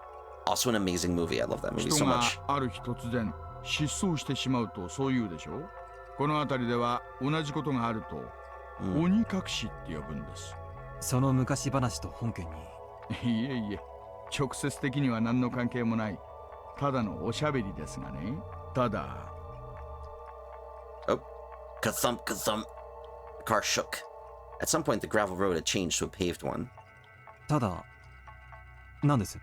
この土地に鬼隠しという名の失踪、誘拐を暗示するキーワードがある。ということだけはお話ししておこうと思いまして。Makes sense. That's what he was 今 getting 回の at. 大臣の孫の誘拐と関係あるかはわかりませんがね。まあ、深い話ではないんです。そんな言われの話があるということだけでもね。On Kikushi, human-eating demons come down to the foothills and abducted their prey. Then, in order to cancel a dam project that threatened to submerge the village they lived in, did they demon away the minister's grandson? Then, had they already made an example out of the minister's grandson and eaten him alive? I hope not. ちょっと興味深い昔話ですね。鬼たちの村にみだりに踏み入れば、たちまち囚われ食い殺される。だから鬼が淵村には近づくんだ。今時の若者はこんな迷信信じませんがね。沖宮の明治生まれの年寄り連中には今でも真面目に信じてるのが多いですよ。Hinamizawa village was feared by the people in the area. I recalled that piece of information I heard from the Prefectural Public Safety Division. 何しろこの辺は田舎ですからね。迷信なんかが平気で幅を利かせてるんです。東京から来られた赤坂さんにはちょっと想像もつかないでしょうがね。The man-eating demons, as the price for violating the sanctity of their village, kidnapped the minister's grandson and swallowed him whole. That ludicrous idea flew through my head. It was so absurd, I was half disgusted with myself. I wish he was just teasing me. Stupid. It was all really so stupid. Come to think of it, by then, I may have already been seized by the curse of that dubious village. For me to realize that would take a little more time.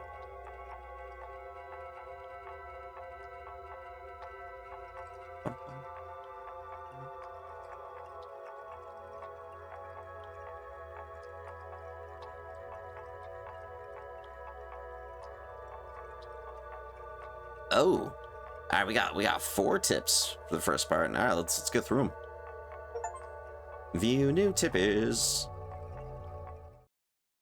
All right, phone call with Yuki. Oh! I gotta listen to that music when we get back to that screen. That sounded really good. そうですか。急な出張は大変ですね。どうぞお気をつけて。出張はどちらへですか？もう出張先なんですか？ Whenever I headed out on assignment, she would ask where.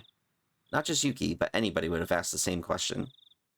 If it was a cold place, she would urge me to pack a thick jacket. If it was far, she'd warn me to be careful and drive over. It was just normal, everyday concern that led to asking such an obvious thing. I felt sad that I couldn't answer such a run-of-the-mill ご question. めんなさい。言ってはいけない規則でしたね。どうかお気をつけて。すまん、ユキ。あなたはいつの頃からすぐに謝られるようになったんでしょう。今のお仕事に疲れた最初はあれだけはつらつと充実していらっしゃったのに。Aw, Yuki laughed as though she had realized something. At times like this, Yuki had the magical power to see right through me. 私が入院してもう随分になりますものね。あなたもそろそろ寂しくなってきましたか？からかうなよ。寂しがるような年じゃないさ。Mood. さてさていかがでしょう。あなたは本当に甘えん坊さんですからね。 She's teasing the hell out of him. I like it. だんだん弱気になってきてしまうのでしょ。That's fantastic.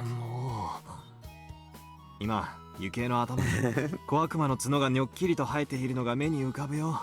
Oh, the best part is he's not denying it. 君は昔から。はぐらかさない、はぐらかさない。私に構ってもらえなくて寂しい寂しいって。I love their relationship. している音が受話器を通しても聞こえてきますよ。The side of Yuki wasn't something you could guess existed from seeing her usual modest behavior, and it was something that she didn't show to anybody else but me. Normally I'd poke her to hide my embarrassment and bring an end to the conversation, but I couldn't do that over the phone. Of course, Yuki was clever. She was teasing me because of that. あなたを困らせるのがこんなに楽しいと気づいたのはいつからだったでしょうね。そろそろ許してくれよ。とにかく君の元気な声が聞けてよかった。そうでしょう。元気になれましたか？ I had called Yuki to keep her from feeling lonely when she was by herself in the hospital room. Of course, that was nothing more than a pretense that I, being shy, had come up with. It seemed that Yuki had long since seen through that act. また電話をしてくださいな。私がダメな時はお父さんが相手をしてくれるでしょう。もっともお父さんが相手ではあなたのことだから電話先でも直立不動で喋っていそう。I wonder if her father's like a army person or like in the like police stuff or something like that, or if he's just terrified of his father-in-law. For a while longer, Yuki kept teasing me about letting me end the call. Aw, that was cute. Let's hear this music.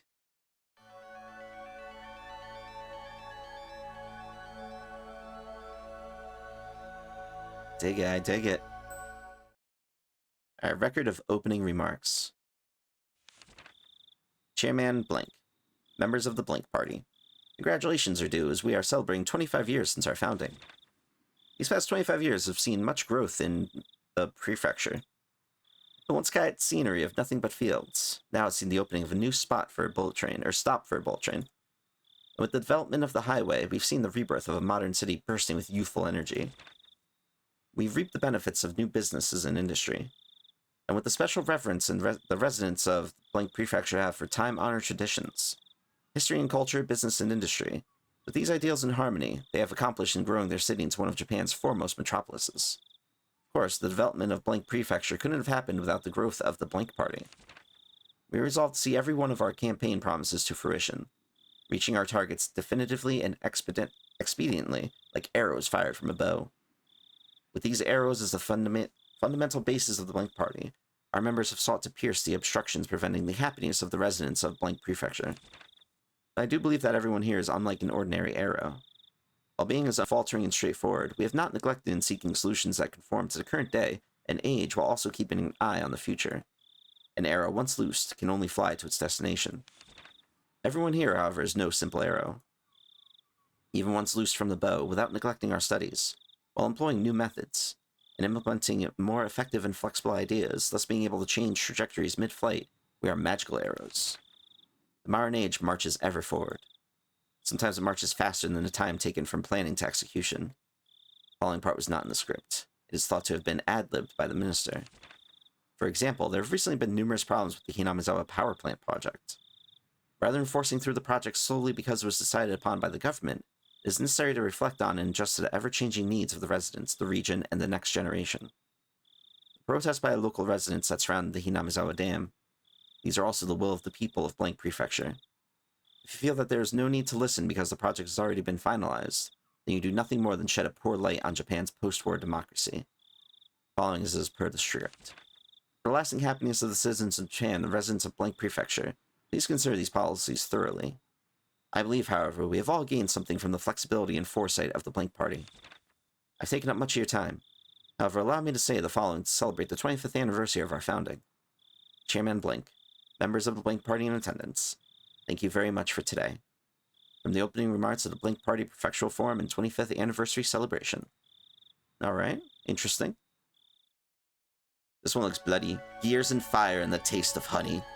Ooh, okay. Sounds like a Game of Thrones title. The world is filled with people blessed with relationships. Of course, that doesn't mean that everyone is connected to each other. It's obvious that on the other side of the planet, there are people laughing and crying who can't possibly have an effect on you. However, in the extremely limited community of the neighborhood, that sort of connection is just a matter of fact. It's quite possible that a single remarkable event could have massive consequences inside a small community. If you were to increase that in scale, a perfect stranger on the other side of the globe might become enough of a legend to have an effect on our lives. Well, it's not always that way. Like I said at the beginning, the links between people basically aren't that relevant in the grand scheme of things. Whether some household nearby is having steak or croquet doesn't matter to me. When I put on my shoes, it doesn't matter to anyone where I put the right one on or the first or the left. This much the average person can understand. But actually, in reality, this is the truth. The bonds between people are quite well defined. It's not just a matter of distance or being far or near. For example, let's say that person A's actions have some effect on me. Even then, person B's actions could have absolutely no consequence on my life. The reverse also holds true. Just because my actions affect person A, that doesn't always mean that they affect person B as well. Let's put it bluntly. If the bonds between people are like gears in a machine, the gear that represents me meshes with some people, but is isolated from others.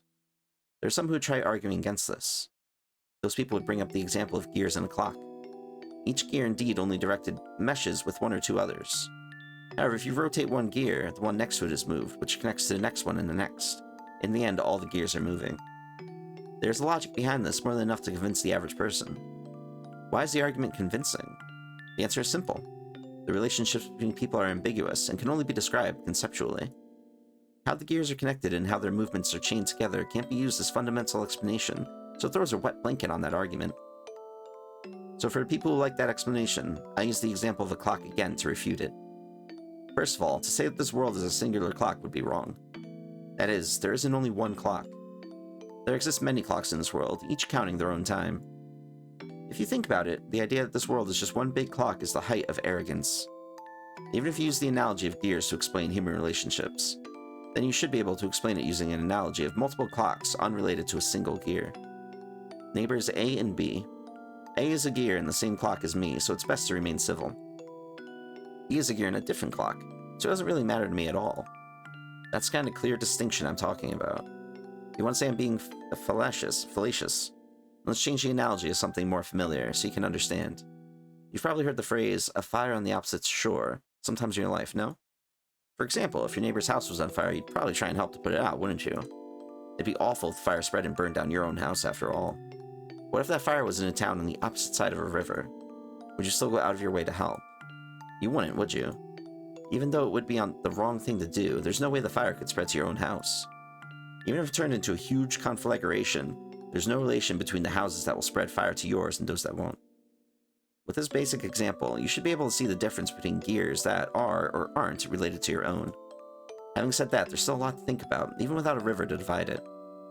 After all, it's not a spatial problem like being on the other side of the river, is it? That was a very philosophical discussion there. Alright, one more. The Chick in the Trunk. What an odd title. Car had stopped. But he didn't know any more than that. Not only was he blindfolded, but locked in the trunk of the car. How could people become this powerless just by being robbed of their sight? He absolutely wouldn't have known this without experiencing it firsthand. He soon realized it was pointless to try and undo his bonds, with the confines of the trunk quickly making him lightheaded. He had no choice but to let his mild, tortured, dull his senses. That's why when the car stopped and the unpleasant vibration ceased as the engine was killed, he couldn't help but delude himself that he was being set free, even though nothing had been resolved in reality. Of course, he was soon removed from that delusion. He strained his ears when he heard one of the men who had abducted him and an older man he was hearing for the first time struck up a conversation. お疲れさんです。ヒナはトランクに。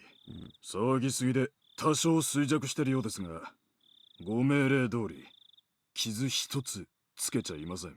Yeah, so they don't want to hurt him at least. 手間かけましたの。Oh, bright light.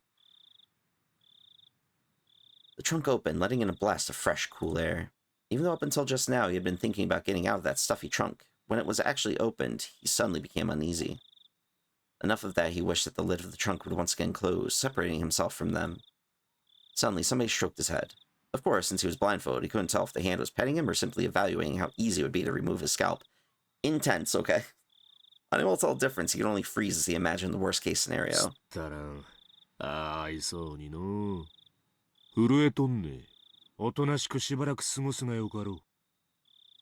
older man said that kindly as he gently stroked the boy's head.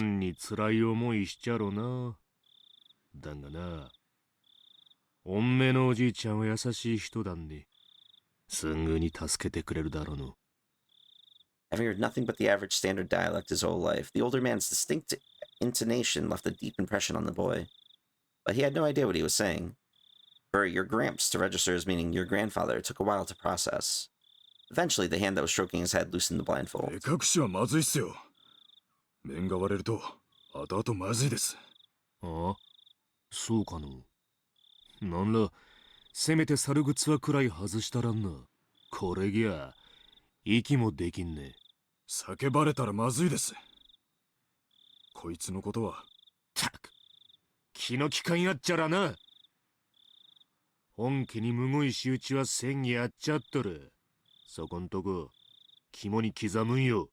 Yeah, they can't rough the kid up, which is good.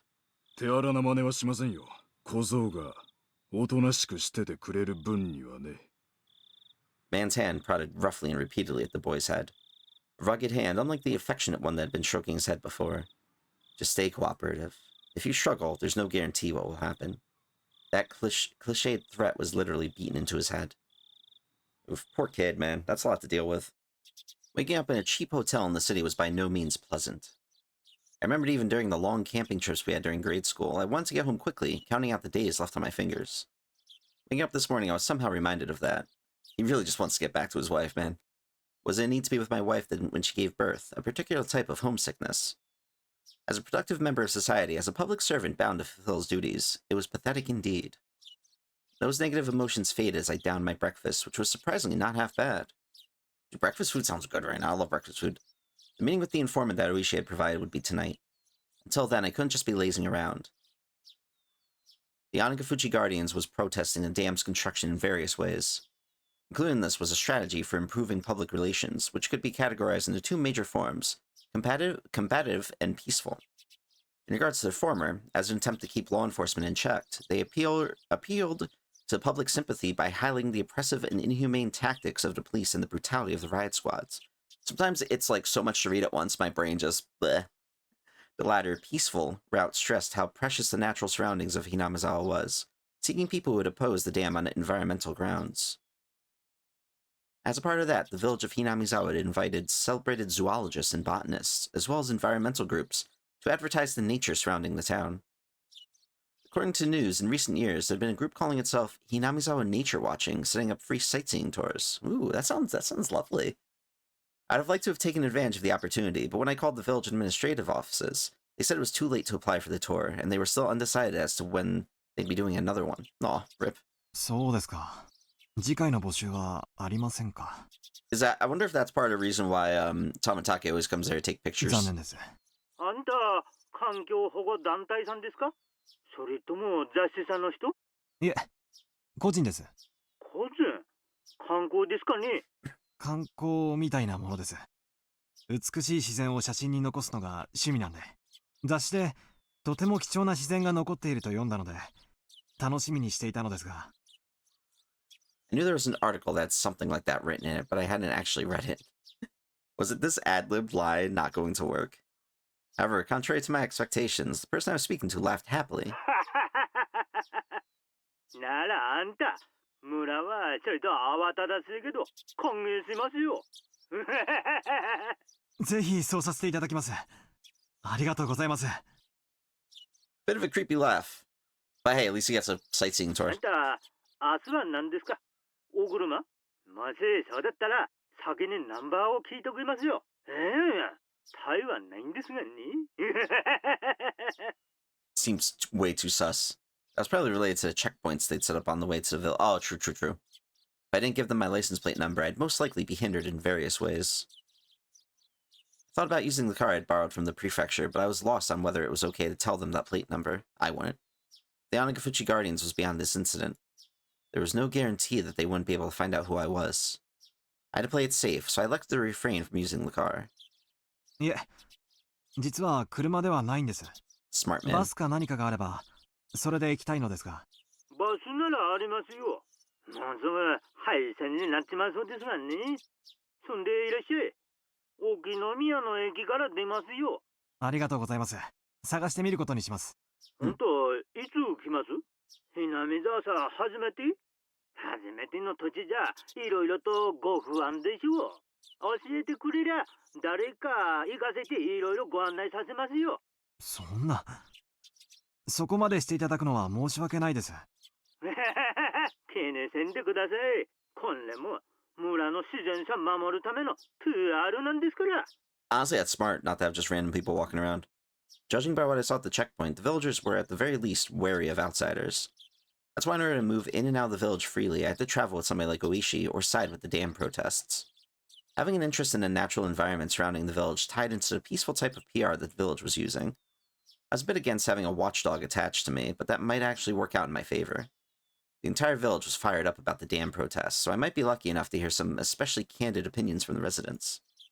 Given that, there was no real reason for me to refuse their offer. 本当によろしいのでしょうか。でしたら本当に助かります。After that, I was shown the bus schedule and directed to which bus I should get on. Somebody would come and meet me at the bus stop in the village. After showing me around a spot I'd take interest in, there was no doubt they'd bring me to somewhere like an anti-dam information center. Then, over a cup of tea, they'd try to indoctrinate me into accepting their principles and beliefs. That seems a bit intense. Well, if that was their aim, there'd be a lot of freebies involved. The world is about give and take, after all. I couldn't be going in a suit. I pulled some plain clothes out of my travel case and changed into something more casual. After that, after calming down by watching some local television, I left the hotel and set out for Okamiya Station. The bus route that I was told would soon be discontinued certainly didn't look that way. There was more than enough trips on the schedule, and the number of passengers was by no means sparse. It was the main link to Okamiya, the only town in the area. The types of passengers that stood out were older folk who didn't look like they could drive and housewives who didn't seem like they had a license. The area was submerged at the bottom of the lake. It wouldn't matter if there was a bus route. That's why it was going to be discontinued, in the unnatural scheme of things. Aw. Could catch a glimpse of the government's intent in cutting off their means of transportation to bully the village into emptying out sooner. It makes sense. According to the documents, talks between the Ministry of Construction and locals broke down quite early. The government decided from the start to take an aggressive stance on the matter. It was like the fairy tale with the north wind and the sun trying to get the traveler to remove his cloak. Even their bullying had meaning to it. The reason why the Onagafuchi Guardians resisted so violently was because the government was doing unseemly things like that. I was somebody who lived in Tokyo, so for a village or two out in the boonies like this to be submerged didn't seem like a big deal. But I guess for somebody actually living there, it would be a vitally huge problem. This route will be discontinued at the end of this financial year. Thank you for your patronage up to this point. We look forward to your continued patronage on other lines. Okamiya Transportation. Yeah, well, I guess they gotta prepare for, at this point, the inevitability of the dam actually happening. So, from a business standpoint, it makes sense. Gazing lazily at the notice of discontinued service posted inside the bus, I counted down the number of stops until a designated one. Boop. Along the way, we passed through a checkpoint before without even stopping. They knew what time the bus was coming, so they had opened up the barricade ahead of time. From here on out was enemy territory. My palms had at some point become coated in a thin film of sweat. 浮田水道前、浮田水道前、お降りの方はいらっしゃいませんか? I hurriedly pressed the stop request button as the designated stop was announced. For none of the numerous passengers to be getting off here meant that it must be quite a remote place. In actuality, the stop I got off at was so abnormally run down that I could tell it was barely used. As soon as I stepped out, an intense atmosphere completely different than the interior of the bus assailed my body. Right now, Oishi or Hyundai weren't beside me. That's right, at present, I was alone in the middle of enemy territory. My adversaries probably thought I was just an ordinary tourist. That was nothing more than a ruse. But if by some mistake my true identity was to be exposed, it brought back the terrifying words I had heard at the prefectural office. That if somebody was attacked in Hinamizawa with a knife, there wouldn't be any evidence left behind. I didn't seem suspicious, did I? My clothing was currently casual. It was exactly the type of clothing that a city slicker that viewed the countryside as a wholesome getaway would wear. A camera and knapsack. Inside were various things needed for hiking. It was still only June, and maybe it was unusual, but the sun was shining down like it was already in the middle of summer. The fact that I didn't bring a hat must seem odd. No, it wasn't something to be that concerned about. It's alright, I was just a normal tourist. Just normal. Is there anything suspicious about me? Asking that as I turned around and looked at the bus that was departing. Oh my god. Why did that scare me so much? I hate these eyes. I hate these eyes so much. Asking that as I turned to look at the bus that was departing, all the passengers by the window were staring down at me silently. They were staring right at me, as if they had seen right through my proud little outfit, just staring, looking down on me. Countless stares rained down like needles on me from the windows open to air out the bus. All that rained down were stares. None of them were saying a word. But all the more, their silent stares told me more than a million words could. Hurry up and go back to Tokyo, you outsider.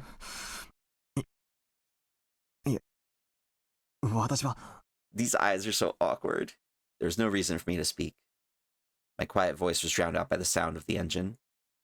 The bus, as if to torment me, set out slowly. After doing more than enough to intimidate me, sped off. A thin film of sweat began to rise from my entire body. According to the documents, it was a village that seemed wary of outsiders. Its population was small as well. If they saw an unfamiliar face, they would be quick to identify that face as an outsider. On top of that, nobody else had gotten off at the stop. It was a bus stop that they normally just passed on by. Somebody actually getting off there was no doubt that they had drawn some attention. But this wasn't a slip-up. They were the ones who directed me to get off at the stop. There was nothing to worry about. I knew that I was just getting nervous, since this was my first undercover assignment. My more seasoned colleagues referred to us as the new generation that didn't know how to lose their cool. That wasn't true at all. In order to calm my breathing down, I exhaled, I know how to speak, the unpleasant air residing in the pit of my stomach. I couldn't help but pray that my apprehensions would disappear like the white clouds of exhaust expelled from the bus. There's a small shed there to serve as shelter if it rained, and it was there I decided to wait. Inside the shed, one wall was plastered with posters advertising the dam opposition efforts. It was like the heartfelt screams of the villagers were recorded on that wall. Inside that shelter, I felt an inexplicable pressure. It wasn't like I had any real relation to the dam project, but it still made me feel hesitant about being inside there. That was just how filled with the force of denial that space was. And inside that uneasy space was a girl. Aw, it's a little sleepy kid Rika.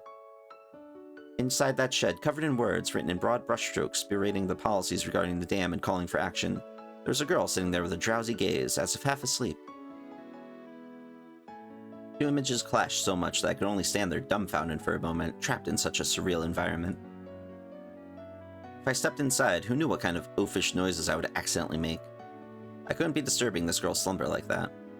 Having thought this, I gave up on entering the shed. It was just a sleeping kid, so why was I so worked up about it? Finally, I realized, this girl, to us as a married couple, was the very image of our ideal child. Even after numerous examinations at the hospital, we didn't know for sure what our child's gender was. Whether we could tell if they were a boy or girl was, in the end, dependent on whether or not we could get an image of their genitalia. Odd thing to discuss. There was, of course, no guarantee that it was a girl. But with things the way they were, the possibility was high. Even so, Yuki had been saying that the chances that it was a boy or girl were even. But in my heart, I had already decided that our coming child was a girl. Since the day I decided that until now, it was so fun to imagine how our child would grow up that I couldn't help myself. He's gonna be such a good dad. Amongst those numerous imagined forms, the one that I thought to be the most ideal had materialized right in front of me. Of course, a little of it was due to the circumstances. In my ideal image, her hair would be on the short side. The girl in front of me, though, had long hair. It was almost as if somebody had taken my ideal and made some small adjustments. It certainly wasn't something unpleasant. Even so, I felt like I was sullying her just by looking at her like that. She had a divine air about her. Oh. Her face looks like she's screaming and crying. The girl with an angelic smile with a yawn wide enough you could see her molars woke up all of a sudden. I didn't mean to peep. But locking eyes with a girl who had just woken up like this somewhat made me feel like I was playing a prank on her. I wasn't doing anything shady, but I became flustered. The girl spoke. No, cried out. Me. She's so small. Me? Like that character on the show with the puppets? With the orange hair? I thought it was just one of those greetings kids do. So in order to prove I wasn't a suspicious person, I responded in kind. Does he say me? Me. Akasaka's a legend. Me. Please tell me he just keeps going back and forth like this. Excellent. Me. This is amazing. The girl stared at me dubiously with a doll-like expression, cute but cold and hard to read. Well, I wouldn't be surprised. There was, after all, an unfamiliar man right in front of her when she woke up, who responded with me when she said the same. Suspicious. She definitely thought I was sus. Me.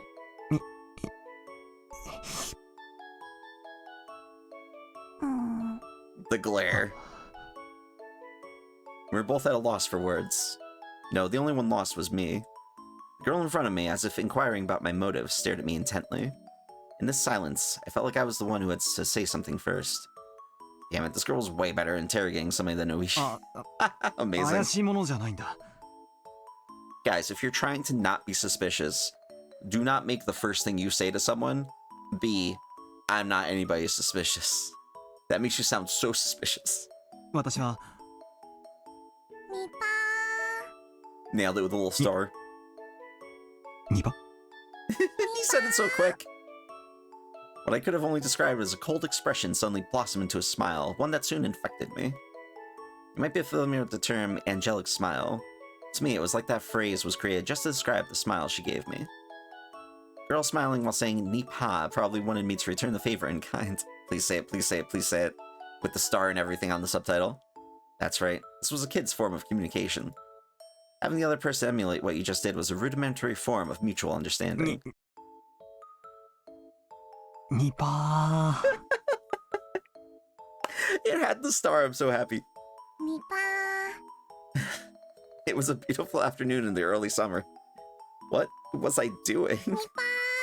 Dude, I don't know what you're doing, man. This is hysterical, though. You got the music down.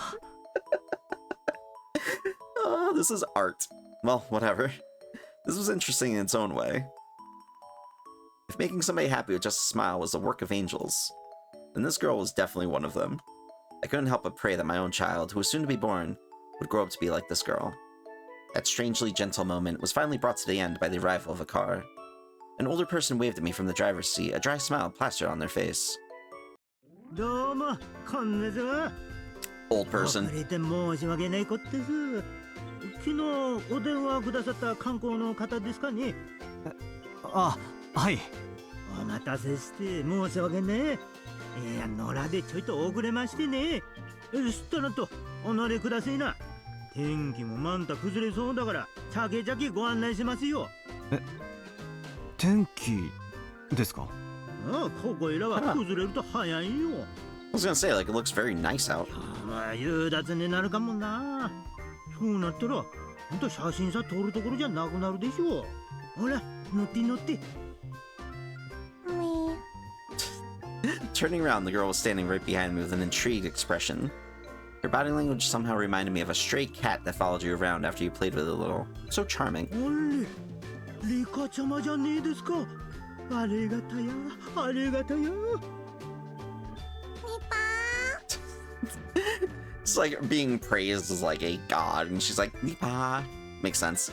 A girl named Rika with an immaculate smile, and an old man praising her while rubbing prayer beads in his hands. It was a rather mysterious sight to behold. So the girl turns her face at me, tilting her head a little in a cutesy manner. After seeing that, the elder introduces me as a tourist who came to sightsee Hinamizawa. A youngin. Oh god, it's close. The girl, Rika-chan, said that with a smile as she clung onto my arm. まあね、この村の自然がとても貴重だと聞いたんで、ぜひカメラに収めたいと思ったんだよ。私はこう見えても、とっても写真撮影が好きでね。富竹2号なのです。Tomitake Mark II. 富竹？間違の？僕も一緒に行ってはいけませんですか？ So okay. Oh, Makino must be the old person. レカちゃまが来ても面白いことなんか何もないですよ。レカちゃまは境内でマリア遊びでもしててくださいな。She's like, nah, bro, I'm coming on this nature tour. A distinctly displeased expression creeped across Rika-chan's face. Being able to show one's emotion honestly on their face was a privilege young children had. もしお差し支えなければ、この子も連れて行ってあげてください。When I said those helpful words, another smile spread across Rika-chan's face with another Nipah as she clung to me again. Not bad at all. He's like just seeing his daughter in, well, his soon-to-be daughter in Rika right now, which is awesome. I want this girl to call me Papa.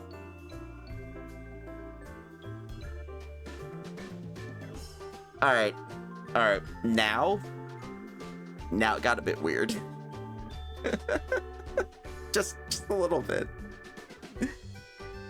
No. Father. Dad. Daddy. It got even worse. God. What am I doing? Ever since I met this girl, I was completely off my game. Just calm down. レカちゃまはダメだ言うても聞かんしな。知ったらんとお乗りくだし。ささ、レカちゃまも。The old man descended from the driver's seat and opened up the sliding door of the van, which had Onagafuchi Alliance Town Council stenciled on the side. Boink boink. Rika-chan brushed me aside, dove into a seat, and began bouncing around right away. It seemed like she was thoroughly enjoying the bouncy springs. あんれレカちゃま。そんじゃお客人が座れねえですよ。だな、こら、レカちゃま。Ha! Girls are nice. I wonder if my child would play around like this too. No. It was written in that guide to raising a child that you shouldn't dote on them. Kids are kids. You don't raise them strictly without spoiling them.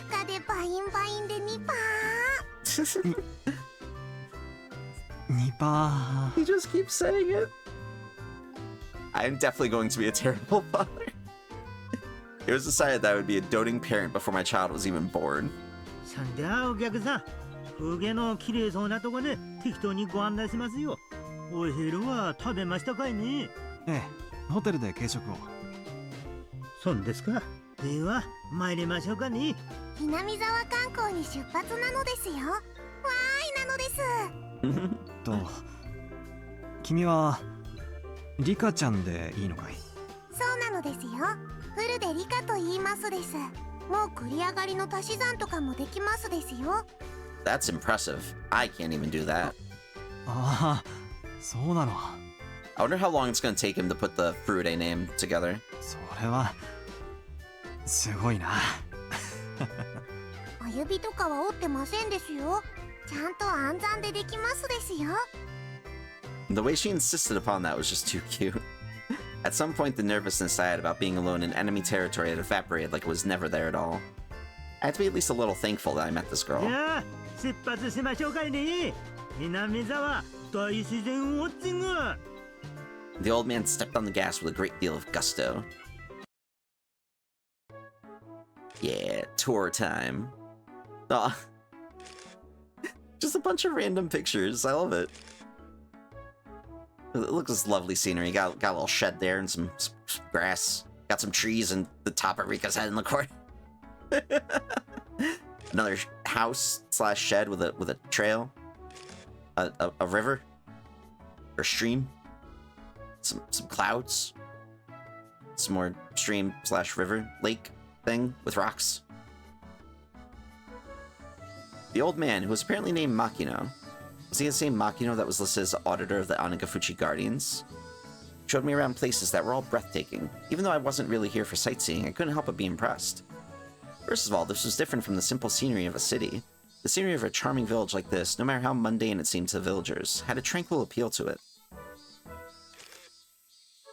At first I was only releasing the shutter as part of my tourist act, but midway through I found myself taking pictures out of pure interest. Is that Satsuko's house? It kind of looks like it. Tourist traps had their own unique allure to them, but there was nothing like that here. I was especially captivated by the unspoiled nature of the place. If there wasn't that whole uproar over the dam, I would want to bring Yuki here with me some other time. I wanted her to breathe in this fresh air, as well as show her the rejuvenating verdant scenery. こんなのが面白いのですか？赤坂は変な人なのです。It got him weird.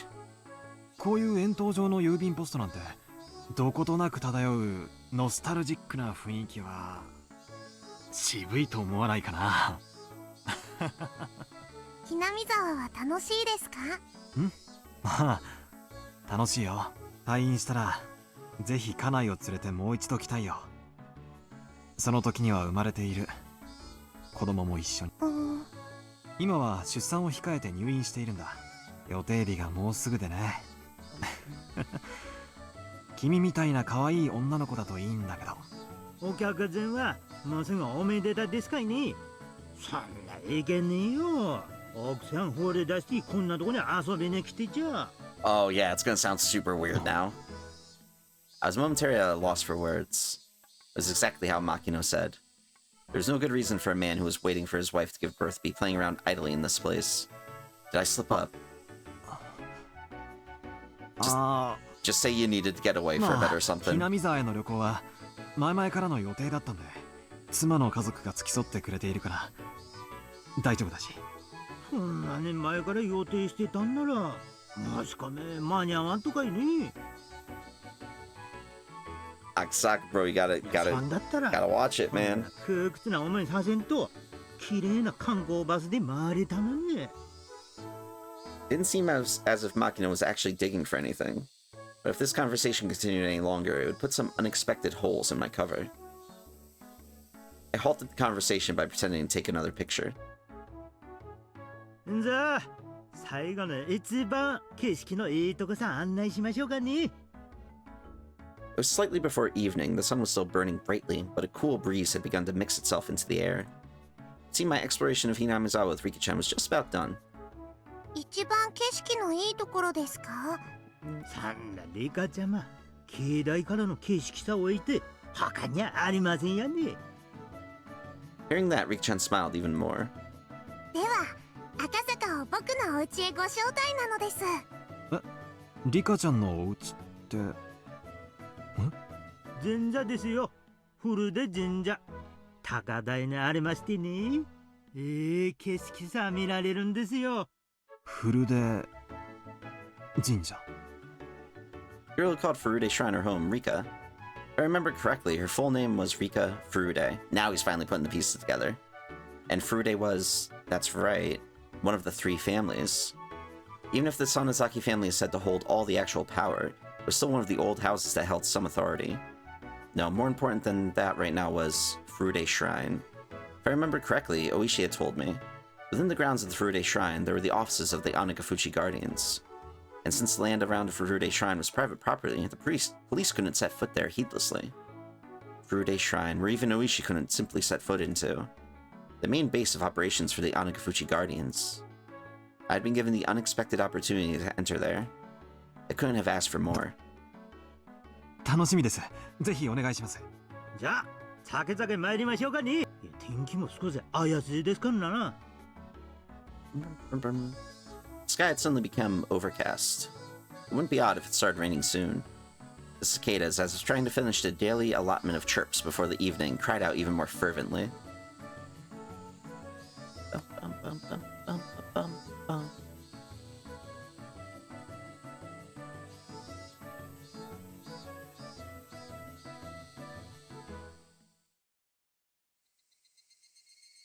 The van stopped in the shrine's parking lot. Also parked there were numerous other vans with loudspeakers mounted on top of them to act as makeshift propaganda vehicles. On the side of each vehicle was scrawled, "The dam project must be demolished. Defend our homeland to the last.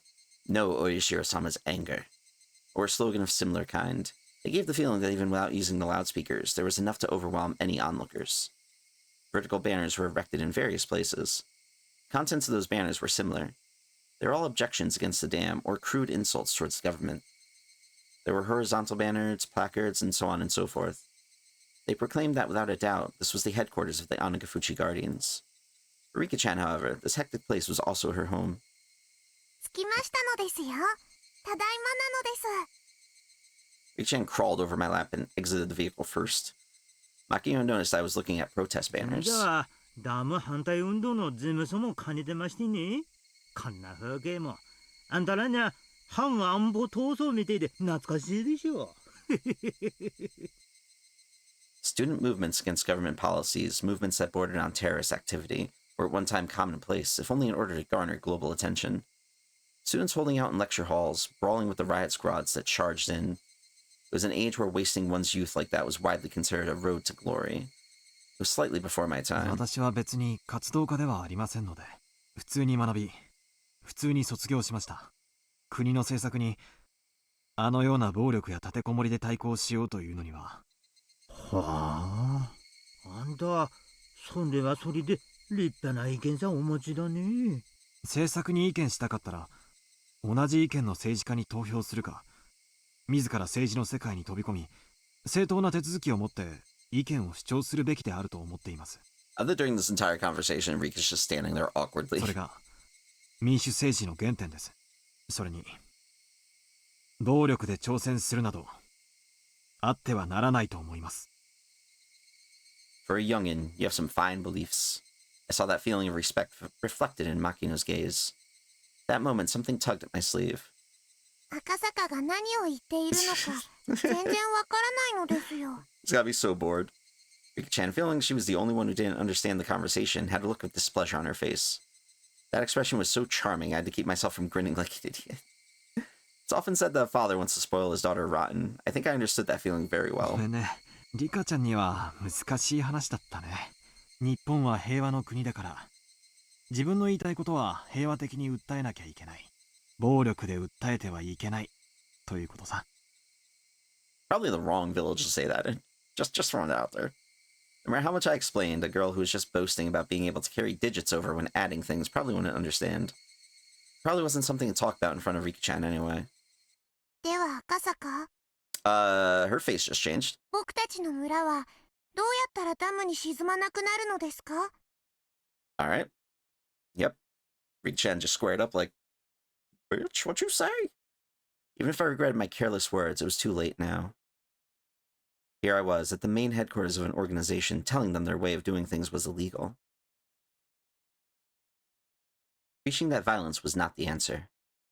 A complicated feeling had mixed itself in with the respect in Makino's gaze. It was then I finally realized. It wasn't that simple. There wasn't a soul who would argue that what I was saying wasn't correct. Using violence to get one's way was something that everybody knew you shouldn't be proud of. However, right now, Hinamizawa was in a predicament that couldn't be overcome with peaceful means alone. The legality of the Hinamizawa Dam project, through the efforts of the various propaganda campaigns enacted by the Anakafuji Guardians, was being called into question. If they further strengthened their campaign, they might be able to suspend or change the construction plans. But that was at the most just a possibility. If the government proceeded with the construction as planned, it wouldn't be long before this place was at the bottom of a lake. If it wasn't for the unrestrained resistance of the residents of Hinamizawa, this place might already have been underwater. 僕たちはここでしか生きていけないのです。都会では生きていけないのです。The words of this remarkably young girl were all too accurate, carrying with them the screams of the hearts and minds of the residents of Hinamizawa.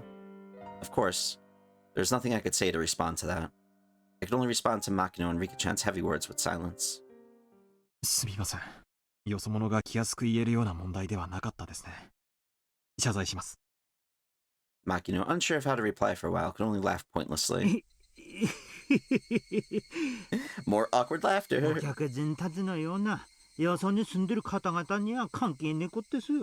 南沢さん気に入ってくださったんなら、お客人のお友達みんなにも南沢さん素晴らしいところだって宣伝してください。そういうのが何十年何百年と広がっていけば、この村さダム底に沈めるなんてふざけた計画もやがてはついえるんですかね。Hopefully. He followed that with a smile that said, please don't think much of it. Makino letting me not worry that much really was a stroke of good fortune. Becoming infatuated with the idea of making friends with a little girl had made me completely forget my apprehension of being in enemy territory. Being reminded of this right before I was going to step foot into their headquarters might have been a good thing. We'd had this exchange in the middle of their office. There was a short-tempered youth in there. They might have come at me. Thinking of how extreme they were, in the worst case, my life could have been in danger. It seemed I looked quite despondent at that moment. Makino, thinking I had said something wrong, became flustered trying to think of a way to improve my 本 mood. 当に軽率なことを言いました。本当にすみませんでした。いいえ、そんなにお気にされないでください。今日案内してもらった村のあちこちはどこもとても美しく素晴らしい場所ばかりでした。もう一度来たいと心底思わされました。そんな美しい村がダムの湖底に沈むことになれば必死の戦いになるのもわかります。I'd somehow managed to use my despondent look to change the topic in my favor. After a bit, Makino had returned to his usual high spirits. It seemed he believed I completely sympathized with his point of view. そうそう。そんな話はこれくらいにしましょう。本当にとても景色さえいいところがあるんです。行きましょうですよ、赤坂。Riki-chan, seemingly happy to be free from all the boring and gloomy adult talk, bounded up the stone steps. That's a mood. There was no real need to run, but in order to catch up with her, I also darted up the steps.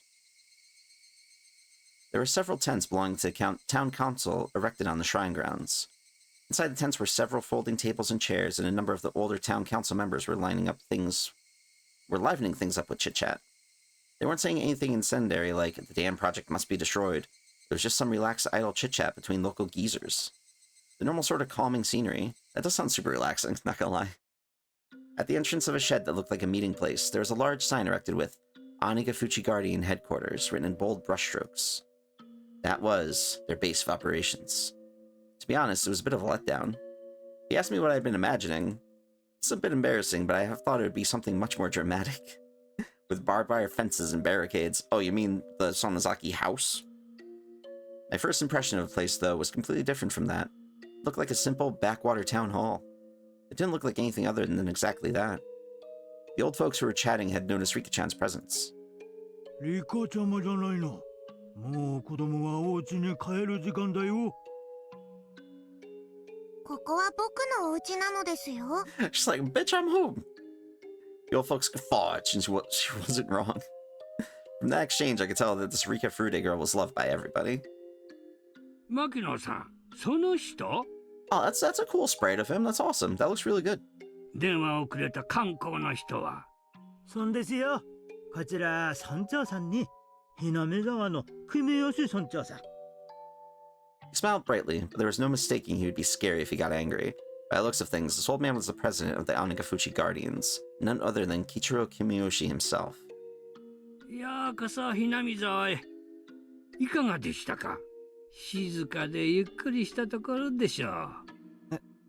ええ、今日一日美しい場所をいくつも堪能させていただきました。貴重な機会をお与えくださったことを感謝します。へえ、今時の若い方なのにまた真摯な方だね。One of those youngins. 喜一郎、赤坂に見晴らしのいいところを案内したいのですよ。Thinking that the formalities between myself and the mayor had gone on for too long, Riki-chan butted into the conversation. For her to call the mayor by his first name, felt it was a little strange, but none of the villagers seemed to mind. Yeah, Riki-chan kind of runs the place. A girl of the Furude household, one of the three families.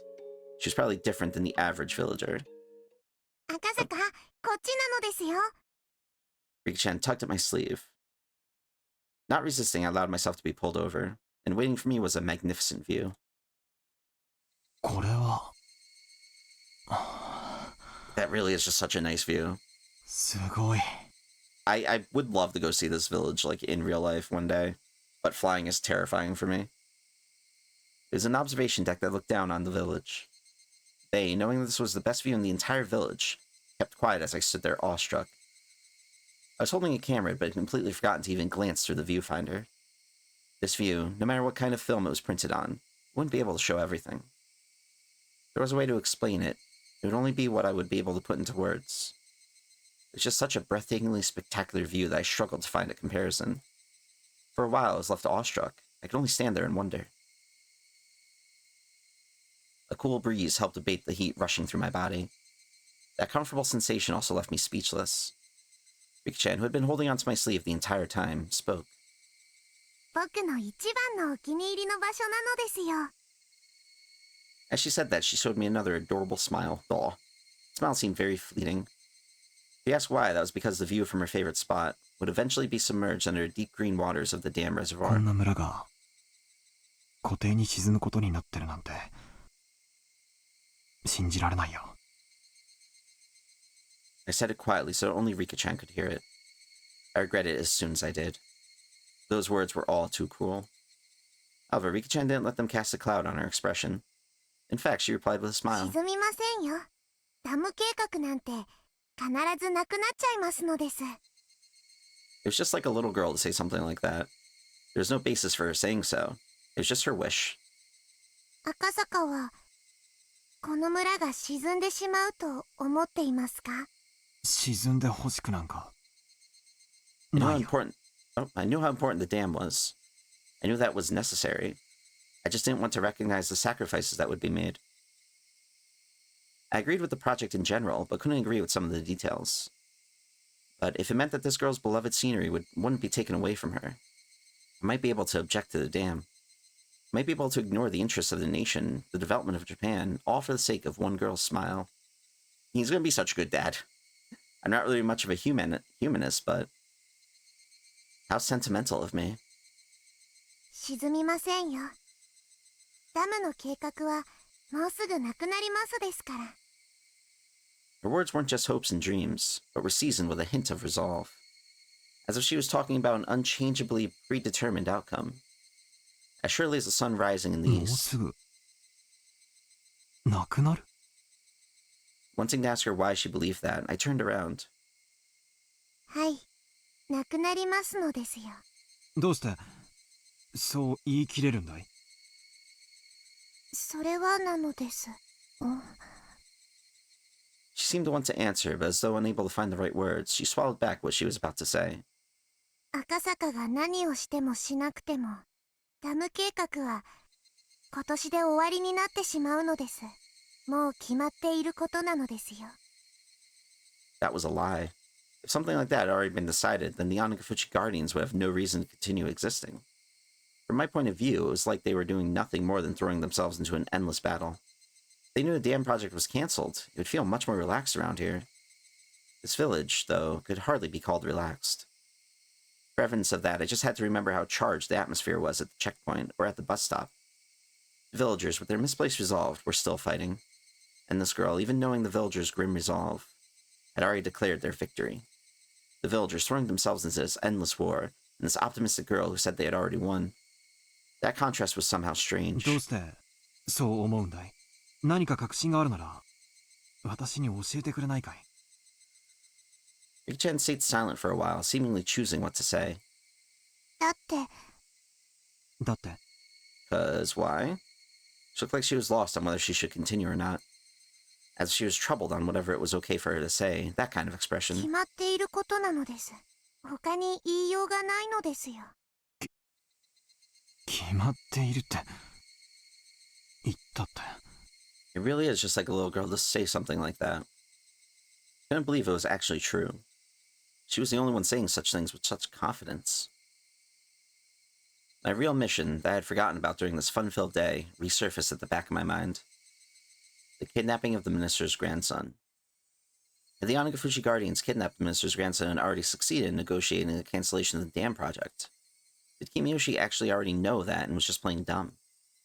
Was that what this girl was really telling me? Akasaka. The girl called out my name suddenly. なんだい？東京へ帰れ。Alright, why? Okay. All of this music, oh, shit just got real. It got real. I wasn't only surprised at the sudden command. Ever since I came to this village, I had never once mentioned I was from Tokyo. Well, based on my accent, she might have been able to guess where I was from.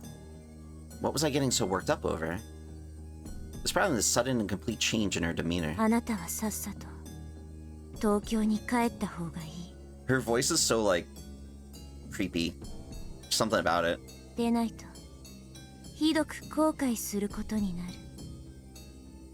The girl had been holding my sleeve the entire time. She'd been tugging at my sleeve since hurriedly dragging me over to show me this wonderful view. but this was the adorable Rika-chan who I'd spent the entire day with. There was no way she could have been replaced with a doppelganger when I wasn't looking. She had been holding onto my sleeve this entire time, but somehow this girl was someone other than Rika-chan. She looked like Rika-chan, she wasn't. She was some girl I'd never met before.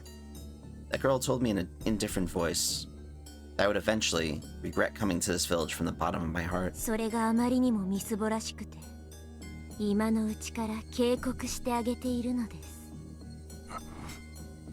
どうして私が後悔することになると。いちいちうるさいな。My God, just told him to shut up and stop whining. Damn, Rika's brutal. I couldn't believe that I was hearing such cold words coming from Rika-chan's mouth. I just couldn't believe it. Was somebody impersonating her using ventriloquism or something? Thinking that, I wanted to take a look around, but the girl's gaze had me pinned down, making me unable to move. あなたの親は、あなたが赤信号の横断歩道の真ん中にいるとき、どうして危ないのかを全部説明し終えるまで、あなたの手を引っ張らないの？ Odd comparison. 引っ張るでしょ。まず歩道まで連れ戻してから、なぜ危険なのかを解くでしょう。つまりはそういうこと。The girl I'd spent time with, Rika Furude, would not speak like that. She would speak with a cuteness befitting her age, with brief, childish remarks, expressing her emotions honestly. She definitely wouldn't speak with such pointed words. 警告はした。勘違いしないでほしいのは、私があなたを嫌いだからこういうことを言ってるわけじゃないってこと。死んでもいい人に危険なんかを教える必要はないのだし。君は誰だ？リカちゃんじゃない。Oh, that smile. Oh, I don't like it. That smile freaks me out.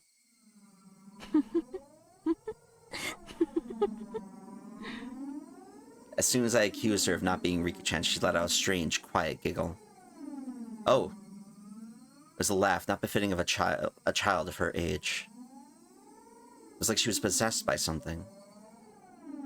Her change was just that total incomplete. Was Rika-chan being attacked by some terrifying phenomenon? That occult idea came to mind without any sort of hesitation. Rika-chan is acting strange. Somebody help. He's terrified right now. Thinking that I'd yelled that, I turned to where the mayor was. I immediately realized he was looking at us with a smile. That's right. To him, it looked like nothing more than me and Rika-chan fooling around. He didn't notice that there was something terrifying happening to her. Akasaka no kowagari. Dang! Got him!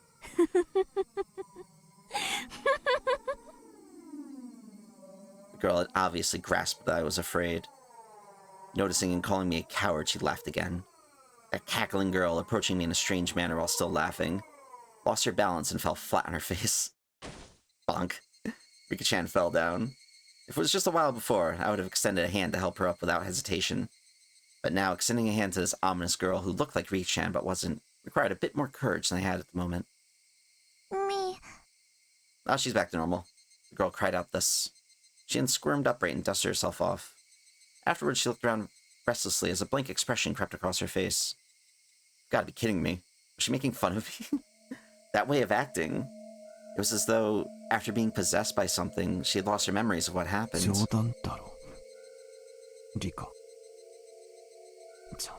Me. I don't know if Rika-chan had heard me or not. She just cried out like that, as if questioning herself. Oh, this old lady. Oh, some tea. That sounds lovely. And they got some snackies? Alright. An old lady wearing a smock was waving energetically from the entrance of the office. Hearing that there were snacks, Rika-chan's expression changed. Mood. A carefree smile. That was a familiar smile, the one that had belonged to the embodiment of my ideal daughter. Any hint of the creepy girl that was just there, sprouting sinister words, had vanished.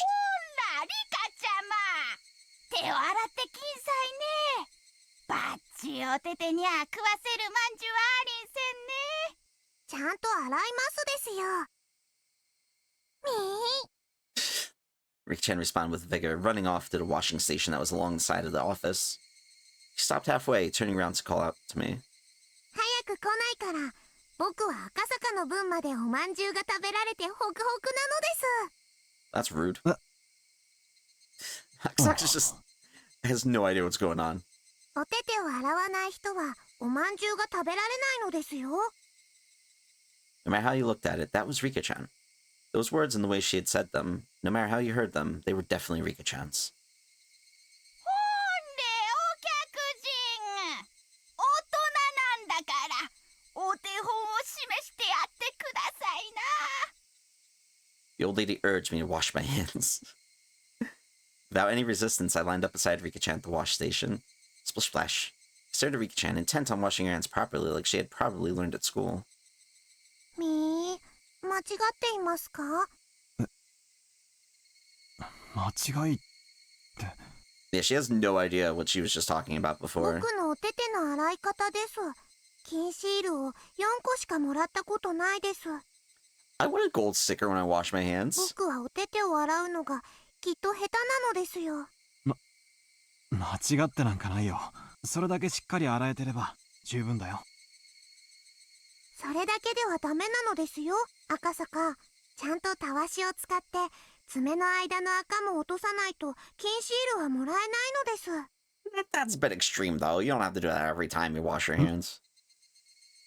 うん、リカちゃんは真面目で偉いな。ニパー、赤坂に褒められましたのです。 No matter how you looked at it, it was Rika-chan. There was no trace of that girl from before. Exactly what was that sinister girl? リカちゃん、さっきのあれはどういう意味だい？さっきリカちゃんは私に東京へ帰れってそう言っただろ。言いましたのですか？ I was at a loss for words. She didn't remember what the girl just now had said. Like I would ever believe something as occult as that could happen. Like I would ever believe that Rika-chan could be possessed by that strange girl and say those creepy things. リカちゃんが確かにそう言ったよ。Her expression told me that. Despite my saying so, she had no idea. She wasn't playing dumb, she actually didn't know. Exactly what was that just now? Just as Rika-chan had, I let a look of confusion creep across my face.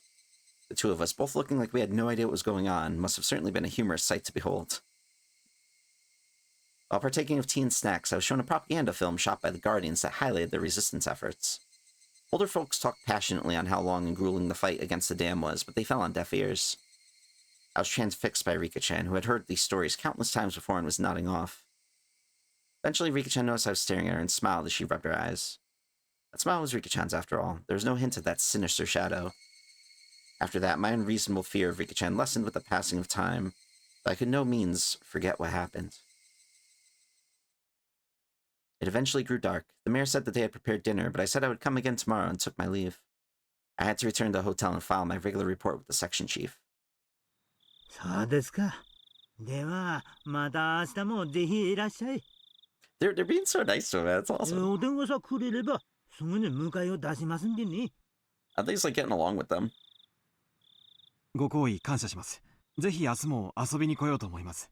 ねえ、さしてあげてくださいな。あんた、レカちゃまに大層気に入られたみたいだしね。赤坂は明日も来ますですか？明日は5次元で終わりですから、3時くらいに来てくれると嬉しいのですよ。Well, she's given us specific times. Please come again. That pure smile urged me to do so. There wasn't a trace of that evil aura. Depending on what happened next, all that might end up is nothing other than my hallucination. Think about it logically. The daughter of the Furude household, one of the three families, had taken a liking to me. And this was a strong foothold for my investigation from here on out. It was like a free ticket for a reason to visit Hinamizawa. If true. If only I could treat that little incident as a figment of my imagination. And having this girl who was the embodiment of my ideal daughter grow so attached to me wasn't bad either. I had successfully dove into the belly of the Onagafuchi Guardians and had the mayor as well as other important members of the alliance welcome me with open arms. This was a great turn of events. However, I still felt uneasy. Getting back to the hotel, I forced down an almost painfully cold beer until I could clear my mind. The shock from that incomprehensible, strange incident continued to torment me. Alright, so the tips out. So we got going smoothly. Let's check this one.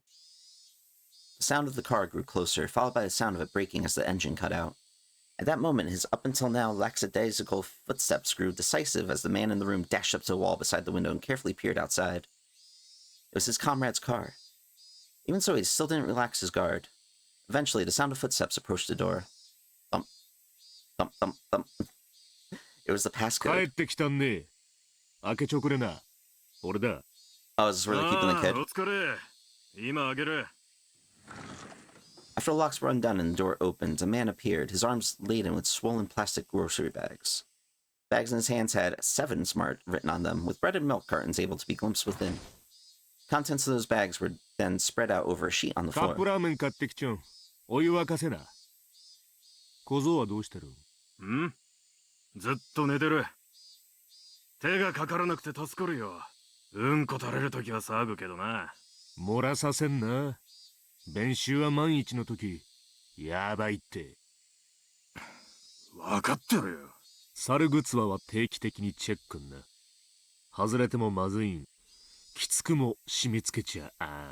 This poor kid.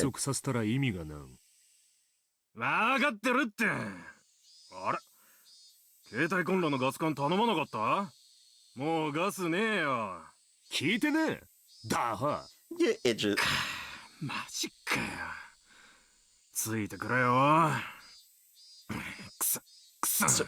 Surprisingly, the guys who kidnapped this kid don't seem that bright. He rattled the portable stove as he struggled to get it to light. Seeing that, the man who went to buy supplies let out a deep sigh, and with a backwards glance at that sight, began to walk to the corner of the room. The kidnapped boy was sprawled out on a sheet that was spread out on the floor.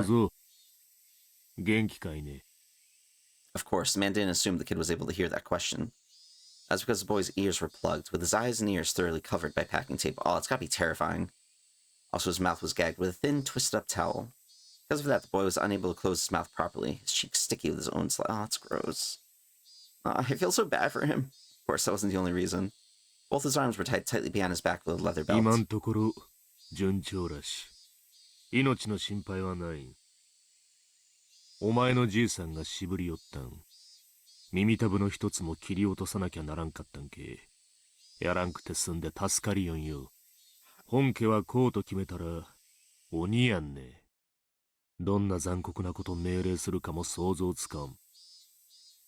Don't tell that to the kid, though, man.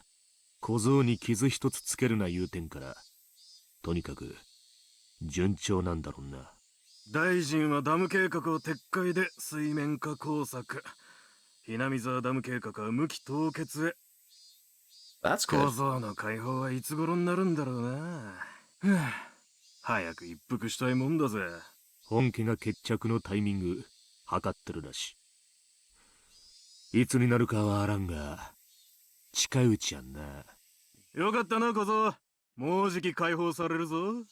It's a weird laugh. Men didn't know if their voices were heard by the boy. For him, there was nothing he could do but continue to sleep to escape his harsh reality. Yeah, ew, gross.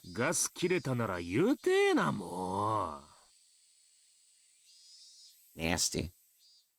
You can eat dry ramen. Ready. Why I like rainy days. The weather forecast had predicted that it wouldn't rain at all this entire week. It's not that I hate sunny days or anything. When every day is the same unchanging sunny weather, however, anybody would long for a rain cloud or two. If it's simply clear skies for a week, a month, a year, anybody would long for a rain cloud or two. The weather specialist said that they had carefully scrutinized a large quantity of past data, so it wouldn't be so likely for the forecast to be wrong. I knew as much. But even then, there was occasionally a day where I was hoping that it would be wrong as I stared up into the clear blue sky. Was I being mischievous in hoping so? I waited and waited, feeling almost suffocated by the boring blue sky undisturbed by a single cloud. If you had died from that suffocating feeling, then the population of Earth probably wouldn't have increased to this point. In other words, the only person who was being suffocated by this was me. And so, I welcomed the summer evenings where not even the weather forecast predict a sudden shower.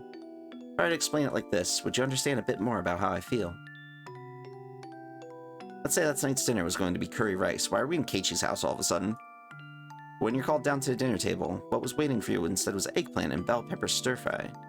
It's just on your mother's whim, by the way. I'd be delighted by such whimsy. I don't really like eggplants or bell peppers, but still, I'd be delighted. The fact that the pre-established routine of curry rice had been broken would be amusing. Tonight was repeated 100 times, and 100 times you had to eat curry rice. Yet for just this one night, that was changed to an eggplant and bell pepper stir-fry. There's no way you could enjoy the chance happening. I hate pre-established routines. I really hate when things are all decided beforehand. I have no love for boredom. I always get my hopes up that something today will be different from yesterday, no matter how trivial.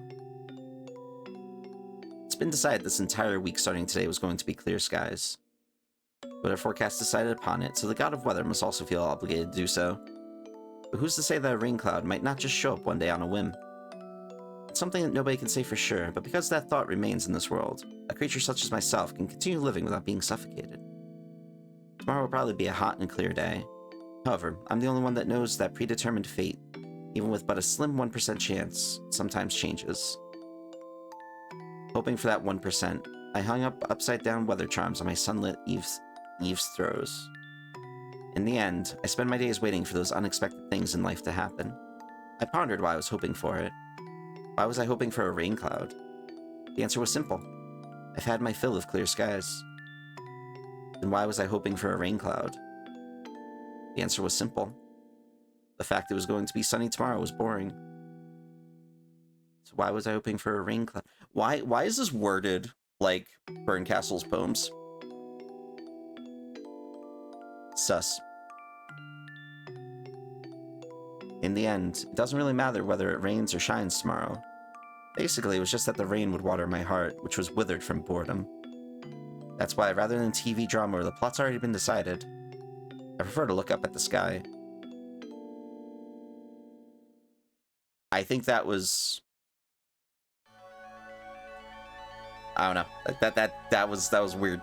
At first I thought it was like a Kid Keiichi's opinion on stuff, just kind of like going to the side, but that, especially the predetermined stuff, since Rika's already like, hey, yeah, this isn't good, this damn thing's not gonna happen, it's gonna be done. And telling Akasaka's gotta go back to Tokyo and stuff, but then the poetry is like Berncastle. I don't know, man. A lot going on. Let's go back to something more whimsical. Looks like we got our boy, Dr. Erie over here. There he is. そのお年でこれだけの回復力があるのは、いやいや、感服するばかりです。お嬢さんなら100でも200でも元気にお過ごしになれますね。The young doctor in his medical coat said that as he undid the blood pressure cuff from the arm of the old woman tucked away in her futon. 入江の先生は本にお上手で。She looks... わ身体な死に損ないは早うしなんと若者の邪魔になっていけんね。She looks so creepy. The old lady, Oreo, laughed faintly with a broad smile on her face. Then, turning towards the sliding door, she called out in a strong voice. しみこさん、かたえこさんおらんね。入江先生に麦茶でも入れてやりゃな。The sound of rushed footsteps from the hallway drew closer until finally the door slid smoothly open. What it revealed was a young girl. It looked like the old lady's granddaughter. しみこさんは今日はもう上がっちゃったよ。It's a little kid Mion. ミオン、入江の先生に麦茶を入れたってんな。うん、了解。抹茶も飲む？紅茶の方がいい？砂糖もミルクもたっぷり？わしが加減するから入れんでええんね。砂糖壺とミルクも一緒に持ってきてんな。はいはい。The girl named Mion, after giving a rather uninterested response to her taskmaster of a grandmother, returned to the hallway. 先生の麦茶は来客用のガラスジャーに入れるんよ。ちゃんとお座布団もつけてな。水滴もちゃんと拭き取っとくんね。待ってるって、うっさいな。Oh, fuzzy pants. A tired voice wafted a reply from down the hallway. The apathetic tone of voice was far from unusual. The old lady let a wry smile slip across her face as she chided the girl. しょうがないやっちゃな。叱られるうちが離んねえ、なんたく。お嬢さん、まあ、そこまでは言わなくても、ミオンちゃんも若いなりに頑張ってますから。あれの母親もな、しょうがないやっちゃったんね。よう似とる。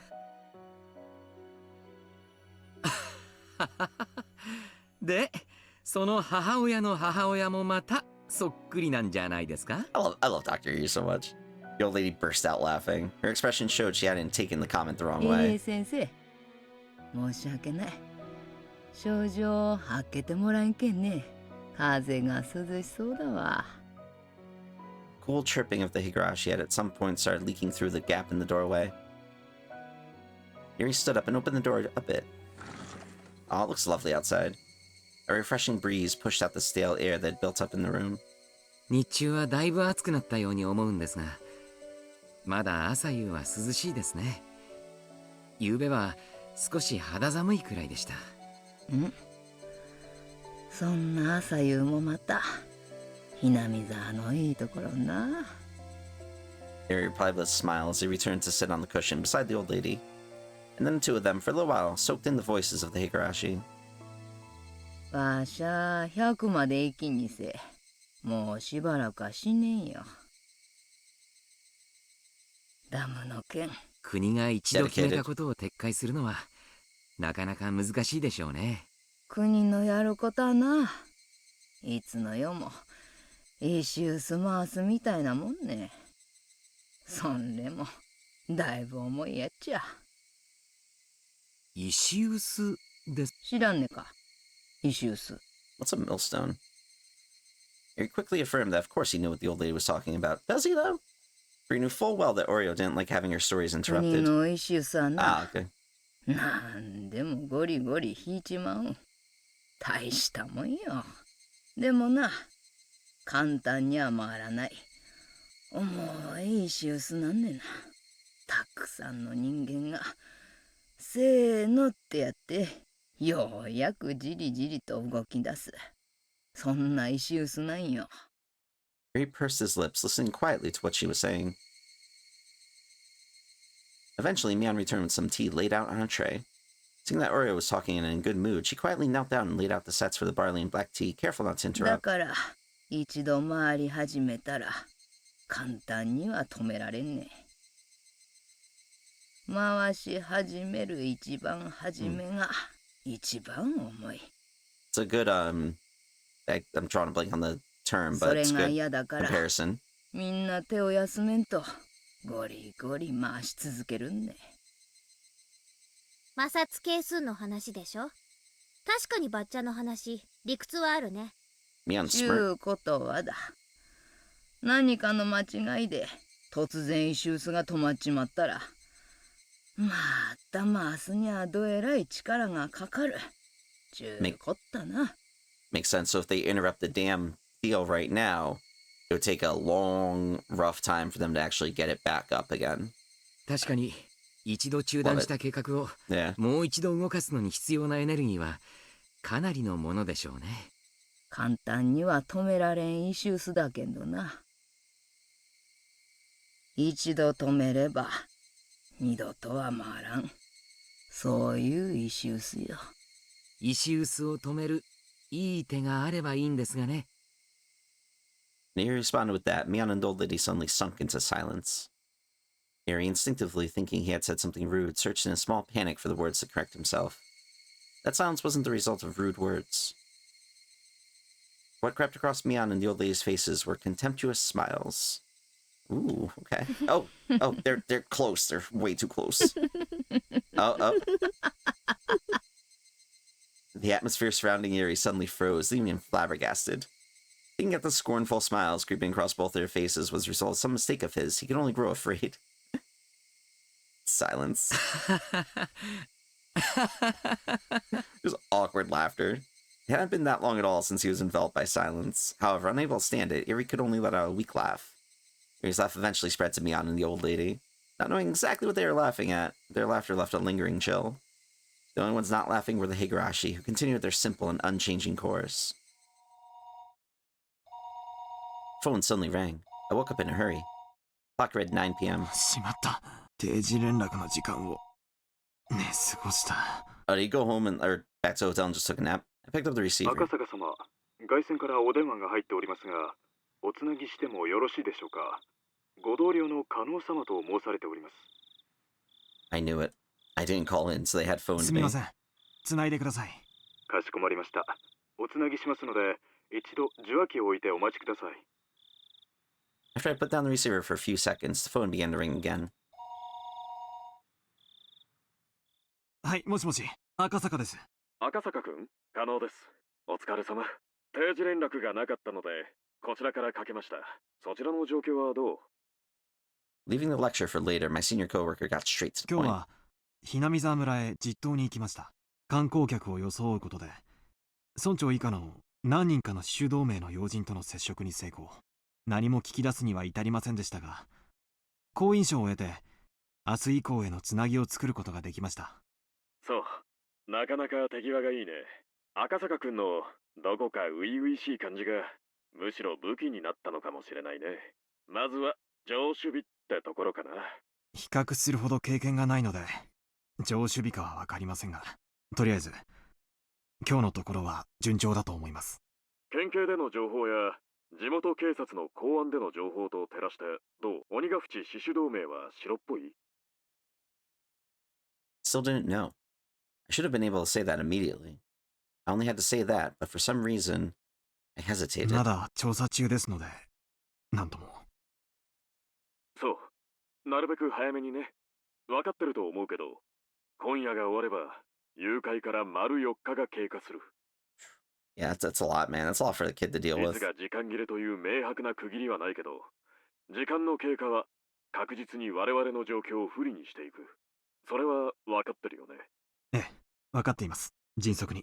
だけれど、細心の注意で調査を続けます。うん。くれぐれも気をつけてね。相手は暴力主義団体なんだから、油断すれば危険もあり得るからね。危険が迫ったらすぐに連絡を。その場合は、地元公安に応援体制を入れられるようにするからね。ありがとうございます。頑張ります。他に、赤坂くんの方から連絡はある？ I reported several bits of supplementary information, and at the very end, I decided to そ ask. ちらの調査の進展はどうですか？うん。こっちもみんな頑張ってるけど、何しろ、調べる団体が星の数だからね。だから、君の方の団体も、白だと分かったらすぐに帰郷して、他の職員の応援に入ってもらいたいんだよ。室長は、鬼ヶ淵も洗っとけって言ってるけど、俺は、鬼ヶ淵なんかの反ダム住民団体なんかは、今回の件、全く無縁だと思ってるからね。職員一人を一団体調べさせるためだけに出張させるのは、すごく痛いよ、ほんと。At this point, he was just complaining. He was telling me to stop taking time enjoying my trip, to finish up and get back quick. なるべく早めにケリをつけるようにします。うん、よろしくね。じゃあ、他に何もなければ切るよ。はい、特にありません。As we were ending our call, he scolded me thoroughly for being late with my regular report. After that, I hung up the phone and sprawled out on the bed. Come to think of it, I hadn't heard anything from Oishi. Oh, it's true, he hasn't really talked to him like all day. So was to contact me about time and place to meet with the informant tonight. Oh, that's tonight. Thought about getting angry with Oishi in retaliation for being scolded for forgetting my daily report. Come to think of it though, Oishi didn't really say anything other than that he was going to call tonight. Waiting for a phone call when you didn't know what time it was going to come was in itself rather difficult. Yes. Facts. Oh, speak of the devil. Just when I thought that, the phone rang. I picked up the receiver in a hurry. もしもし。これはびっくりしました。赤坂さん、あなた受話器取るの早いですね。警官辞めても大企業の営業で十分 Dating challenge. How that he went to that, like defaulted to 辞めた that. 後のことなんか考えたこともありません。そこまで過剰に反応されると面白いな。しかしいけないな。因果な商売ですし、今から考えても遅くないですよ。Going on some adventures? 遠慮いたしますので、本題に入ってください。そうですか。I like this kind of Oishi. He's ridiculous. じゃあ老後の話は次の機会にでも。では本題に。Many of the executives in the Onikafuchi Guardians had a lot of sway in the neighboring regions. Even in Okinomiya, there were a lot of people with relations in the village. That's why meeting in the Shishibone Market district, far from Okinomiya, was a matter of course. 赤坂さん、こっちこっち。This music's ちょ so っと good. 迷いましたが、北口からの方が遠回りだけど道は分かりやすかったかもしれませんね。いえ、遅れて申し訳ありませんでした。夕飯はもう食べちゃいました？ええ、済ませてあります。じゃあお酒の飲めるお店に行きましょうか。洋酒派？日本酒派？女の子のいる店といない店はどっちがいいですかね？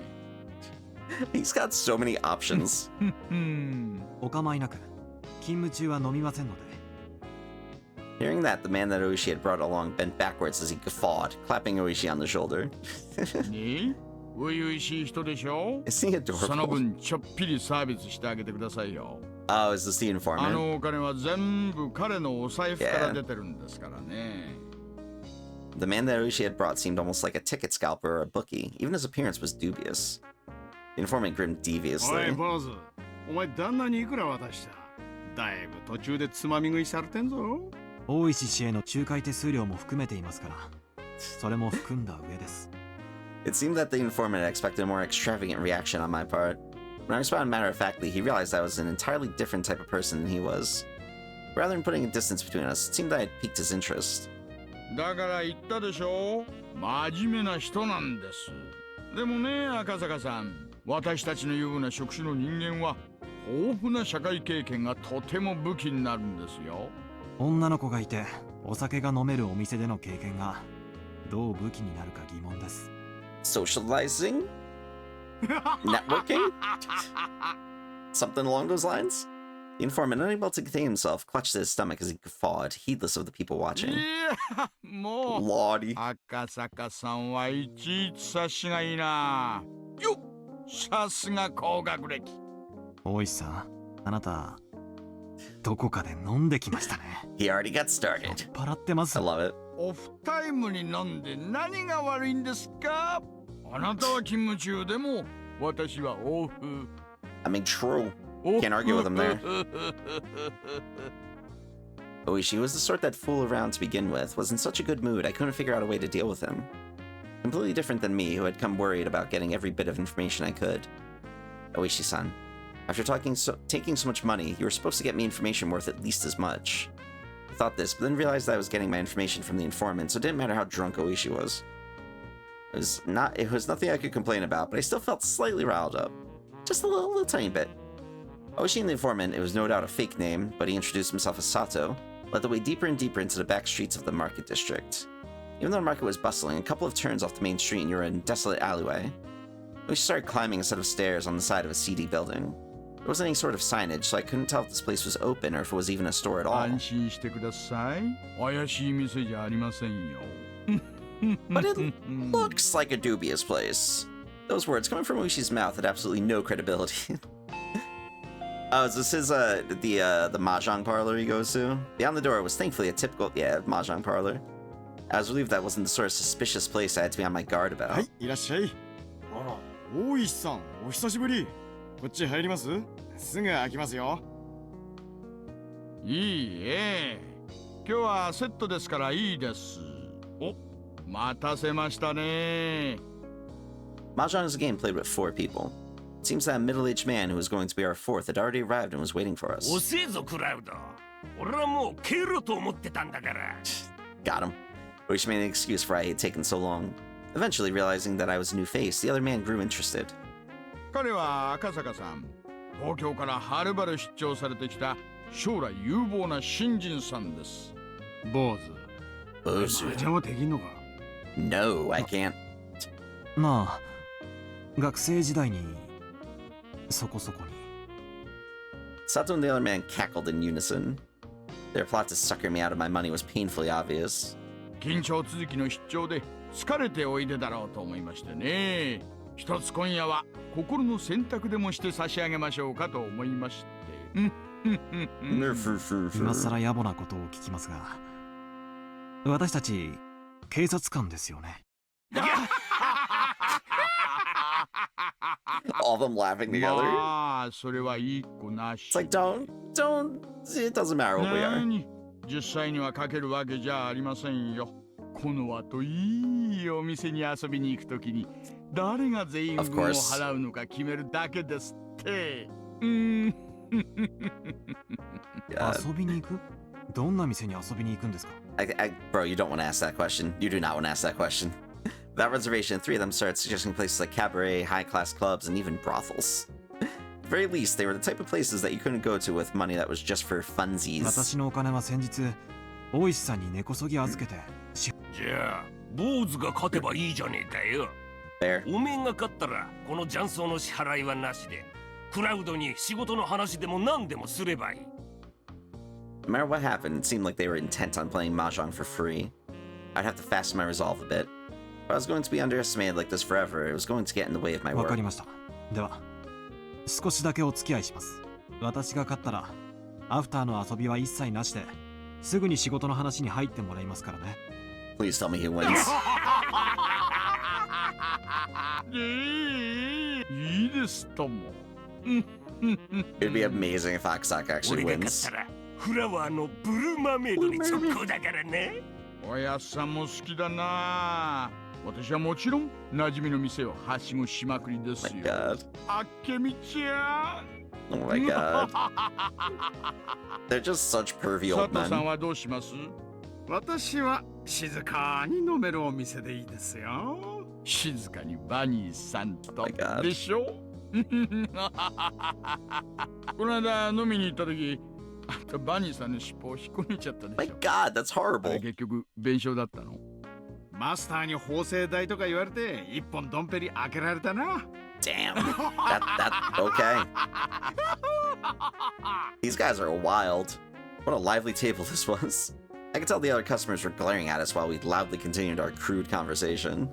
Speaking of which, the fact that they assumed I was the same was a bit disheartening. I wish he had taken all the money I'd brought, so everything I had left was out of my own pocket. In addition, there wasn't that much left of that either. If I kept on hanging around him like this, through his goading, my wallet would disappear into the night. I had to somehow win and return the conversation to my job. These people, no matter how you looked at it, were pretty good. Sorry. Yuki. Oh. Oh. I love that the club game music is playing right now. Well, the old man and Sato-san probably won't fall for this silly Richie. I wonder if Akasaka-san will spit out what I need. クラウドのリーチなんざどうせこの辺だろ。この辺なら通るだろ。それ This gets so intense. Oh, the old man's pretty good. He's quietly trying to use one of my safe tiles to complete his hand, isn't he? It seems that Akasaka-kun had at least learned the ropes when it comes to guarding against someone's Richi. But that would be his どう downfall. した坊主。サクッと切らねえかい。よくわからなかったらクラウドと同じもんを切ってりゃ安全だぞ。Although we're going from Oishi's perspective now. Oh, Akasaka-kun's really fretting over this one. It was glaringly obvious they had a safe tile to discard, but he didn't want to throw it away because it would move him farther from completing his hand. They're so nice when they're young and innocent. Come on, hurry up and throw out the kicker. If he gave me the winning tile, we'd be headed to an establishment where I could do with all sorts of licking and... I'm just not even gonna... I'm just not. Because the old man's winning tile, we'd be headed straight to the place with maids and bloomers. これは通りますか? He looked up as he hesitantly threw out a tile that was, oh, too bad. おいおい、危ねえパイだぞ。クラウド、通るのか。Seems this time you were lucky, but as long as the round kept going, I could still win off the draw. It's ridiculous. But after that, Akasaka managed to luckily avoid throwing any bad tiles, and somehow the round managed to end without anybody completing a hand. Sato-san had keenly anticipated that 2 players were in Richi, and he had decided to play it safe. What a cool-headed way of playing. Now let's see what kind of hand did Akasaka-kun have. When the round ends with nobody winning in Mahjong, anybody in Tenpai has to show their hands. But if you're not in Tenpai, you have no obligation to reveal it. Your average beginner would normally show their hand even if they weren't in Tenpai and start a commotion about how if this tile or that tile came, they would be in Tenpai. But he didn't. Being stingy. Please tell me he just wins like right now. Sato-san reached over to flip the hand that Akasaka-kun had casually placed face down. He was nowhere near Tenpai. Was Akasaka-kun totally bad at this after all? Right then, as the old man compared the tiles from Akasaka-kun's hands to the discard pile, a puzzled expression crossed his face. おめえ、この辺りで張っとるだろ。どうして切った？マンズの高いあたりが急に高騰しましたので抑えました。大石さんのリーチに対して安全性が高まったのにです。 Alright, 数 Akasaka 字で knows さ his ばけば stuff. 無難なのにわざわざ抑えた方がいる。おお、クラウドのテンパイなど鼻から論外っていうわけか。相当高度な引っ掛けでなければ私の宝珠を期待したぬるめの手かと。 This is literally like how they do the club games. I love it. ダマで張ったあなたの方がとりあえずは問題でした。いつテンパイしたのに気づいた。この辺りですか。ノンタイムで4連続で切ってますよね。初めは食い替えかと思いましたが私をチラチラ見ていたので期待しているんだと気づきました。赤坂さん、あんた麻雀始めてどのくらい？高校から大学くらいまでの間しかやっていません。さあ続けましょう。佐藤さんはテンパイしなかったから流れて次は私ですね。 He is 100% playing them right now. Seems like Akasaka-kun is really aware of how the game flows. We thought we were just going to eat him alive, but it looks like that isn't going to be so easy. Oh, there he is. 想像が濃いですね。 Been looking all fancy. 回しますか。 I love how focused he is. クラウド、降りるな。あと3つ。いい牌が来ればな。佐藤さんはうまくいきそうです。くそ。食いたんで引きずり下ろすか。シーだ。 This is the most fun mahjong thing I've ever had. Straight. じゃあすみません。それポンです。 Whoa now, going to call 3 of a kind after he declared a straight. Trying to override and interfere. 坊主、おめえ離れしとるな。まさか私が生まれる前から打ってるような方々とは Oh, damn. 比べようもないですよ。 I love that that's like a backhanded insult. それです。どうも。どういった赤かください。 I don't know what any of that means, but it seems like he won. 親ですからね。ちょっぴり高いですよ。くわっ。赤坂さんやるな。これは我々も本気を出さないと。ねえ。本気のついでに展望も出してもらいましょうかね。私は眠いんで、手っ取り早く終わらせます。I'm having so much fun with this. Akasaka-kun. This is somehow unreal. If I could realize that there's an ominous cold air emitting from beneath Akasaka-kun's feet. ぬるいですね。How blasé. リャンウーパーが笑ってませんか？ He's getting so into it. くしょう。坊主てめえ。クラウド、お前差し込め。坊主の親、とっとと下ろすだ。悔しいですが、どうやらそうした方が賢明なようですね。出た。ローだ。はいよ、ドライチ。すみませんね。ヘッドバンプ。ピンフ。頭っぱねだ。小僧のくせに。小僧が相手だとバカバカしくて手を緩む。 He is so competitive. This is amazing. その小僧以下ってわけですね。 This is a serious tone, Akasaka. My dude can get shit done. 面白いな。あんたら連中は決まって小僧だ坊主だっていう。あ、赤坂くん、赤坂くんですよね。なんだか。He's like, yeah, he's completely different. This is amazing. 私をかもって今晩はいいお酒を飲むおつもりだったんでしょうが、どうやら皆さんの当ては外れそうです。単品3色赤1ドラ1。おお、張ってやがったか。だからあんたぬるいよ。I mean, he's like insulting them now. It's amazing. こんなにぬるい三面なんだから読んでくれなくっちゃ。 Akasaka chuckled as he rested his chin in his hands. That pose was so fitting, it was almost scary. おいクラウド、話が違えぞ。初々しいカモがネギ背負ってきたって言ったのは誰だ。いや誰でしょう。おいさ、まずいよ。このままじゃ負けるよマジで。 Akasaka-kun, you're to make me get serious. Looks like you really want to be milked dry. ポンポン、気前がいいですね。もう一回ポンです。Akasaka-kun was almost singing at this point. The tiles he had open were all pin tiles. I don't know what that means. You can't be serious. Are you really going for the flush? 坊主、正気か。4つも晒したらおめっぱいが1つだけじゃねえかよ。そうですね。知ってます？短期待ちって一番読まれにくいらしいです。ああ、smart。バカかてめえ。そこまで染めて晒しといて今更出ると思うんじゃねえ。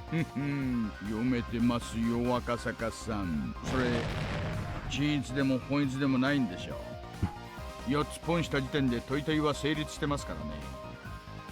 あんた今絶好の単独トップ。こいつは均一と見せかけでトイトイで食おうという挑発手でしょう。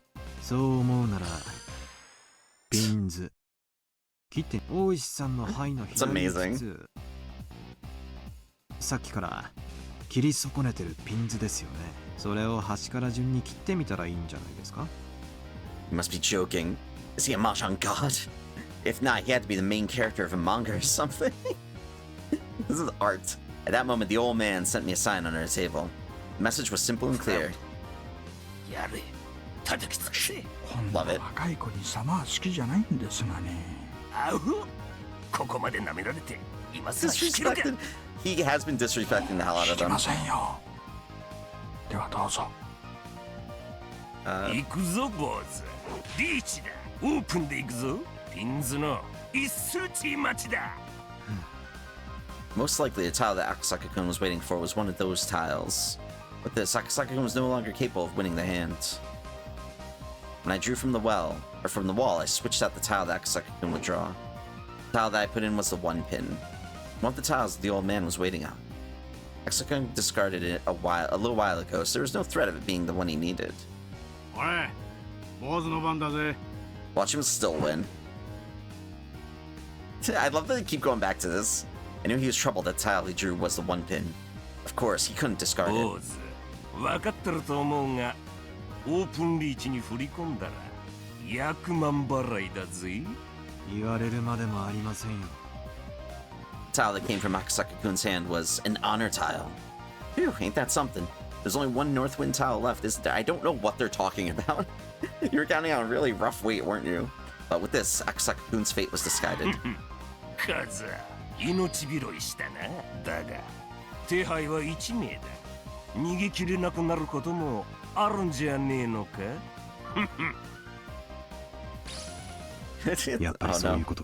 Oh no. Akasaka glared at the old man with a discerning eye. This guy had pretty good instincts. Did he figure out we were cheating? やめましょうよ、やっさん。赤坂君の方が2、3枚は上手です。I thought he's scared. Like they're getting scared of him. やめられるか。次行け、使わせちまえ。The next tile Akasaka-kun would draw was the 7 pin. With that, it would be settled. No matter which one he discarded, he'd play right into the old man's hand. An unavoidable full payout. When I drew my tile, I sneakily swapped Akasaka-san's. Oh. What? Akasaka-kun suddenly sneezed, collapsing the wall of tiles in front of him. Smart. すみません。ついくしゃみをした拍子に山を崩しちゃって。バップ払いですね。親だから4000オールですか？それともバップは積み棒に？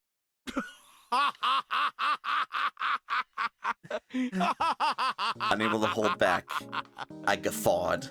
Akasaka, knowing he was going to be cornered a second time and unable to escape, took the drastic measure of knocking over his own wall.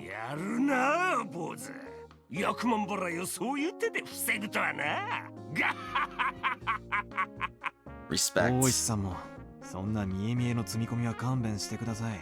これが馬場なら今ので卓をひっくり返してたところですよ。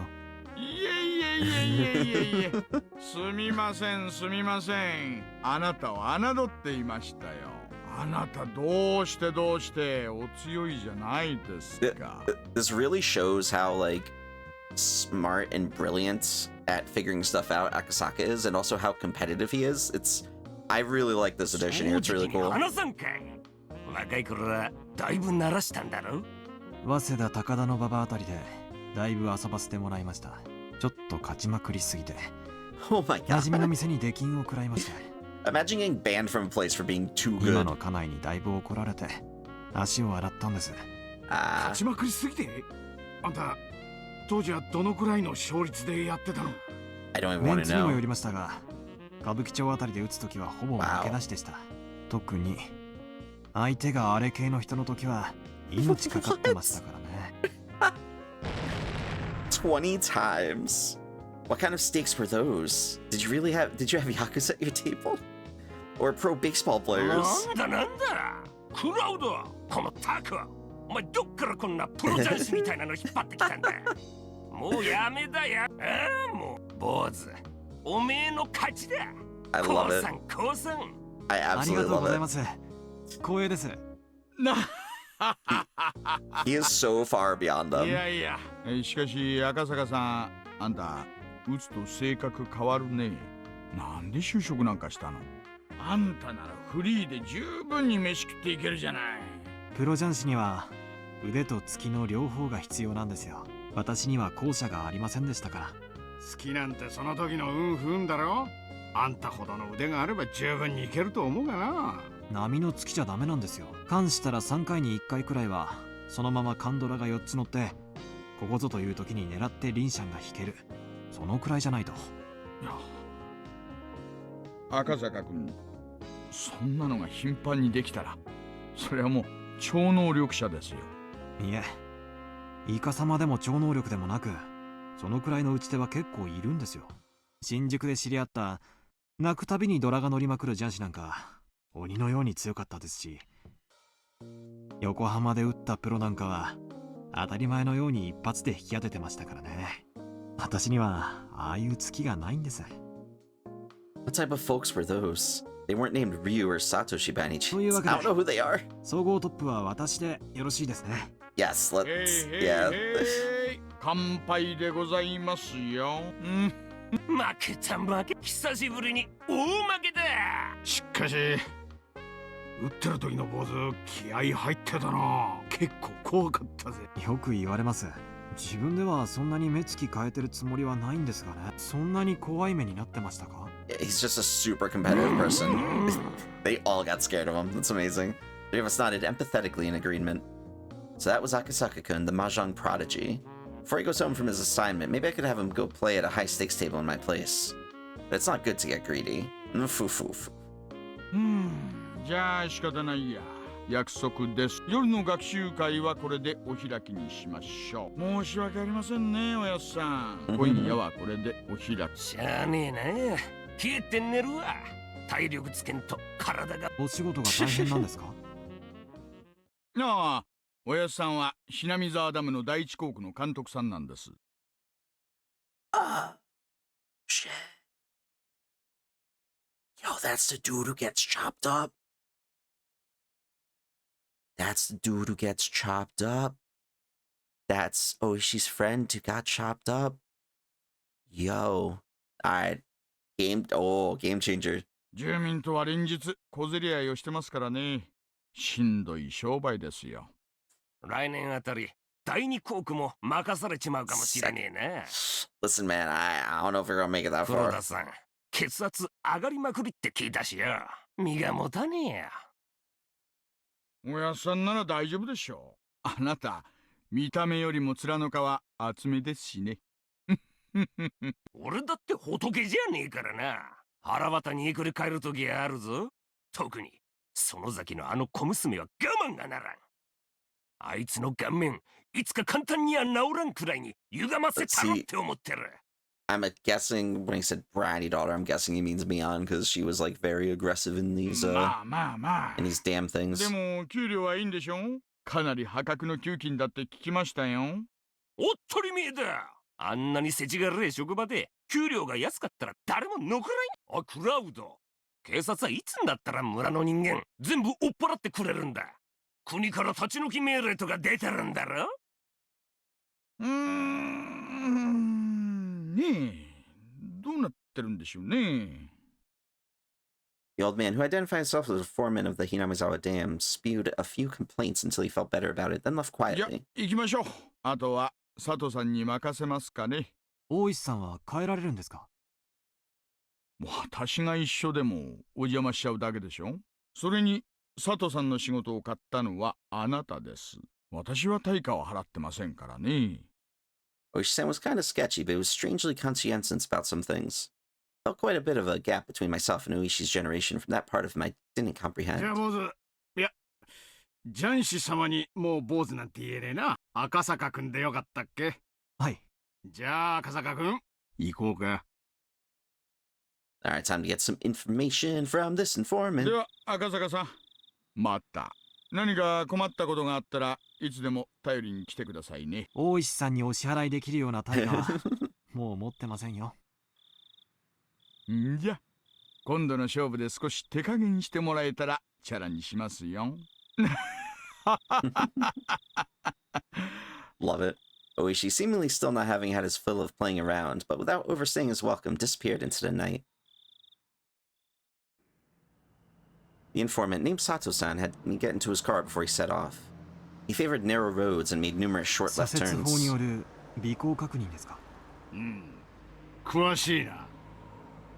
Checking to see if you were being tailed by making left turns was a rather classic technique. If it was just a single pursuer, you could confirm it that way. But if you were being tailed as a team, this archaic method wouldn't let you shake them. Of course, doing it anyway was better than not. 赤坂くんが何者かは旦那から何も聞いてないんだが、やっぱり警察関係かい？尾行確認に詳しいなんて、あとは探偵者くらいしか思いつかねえね。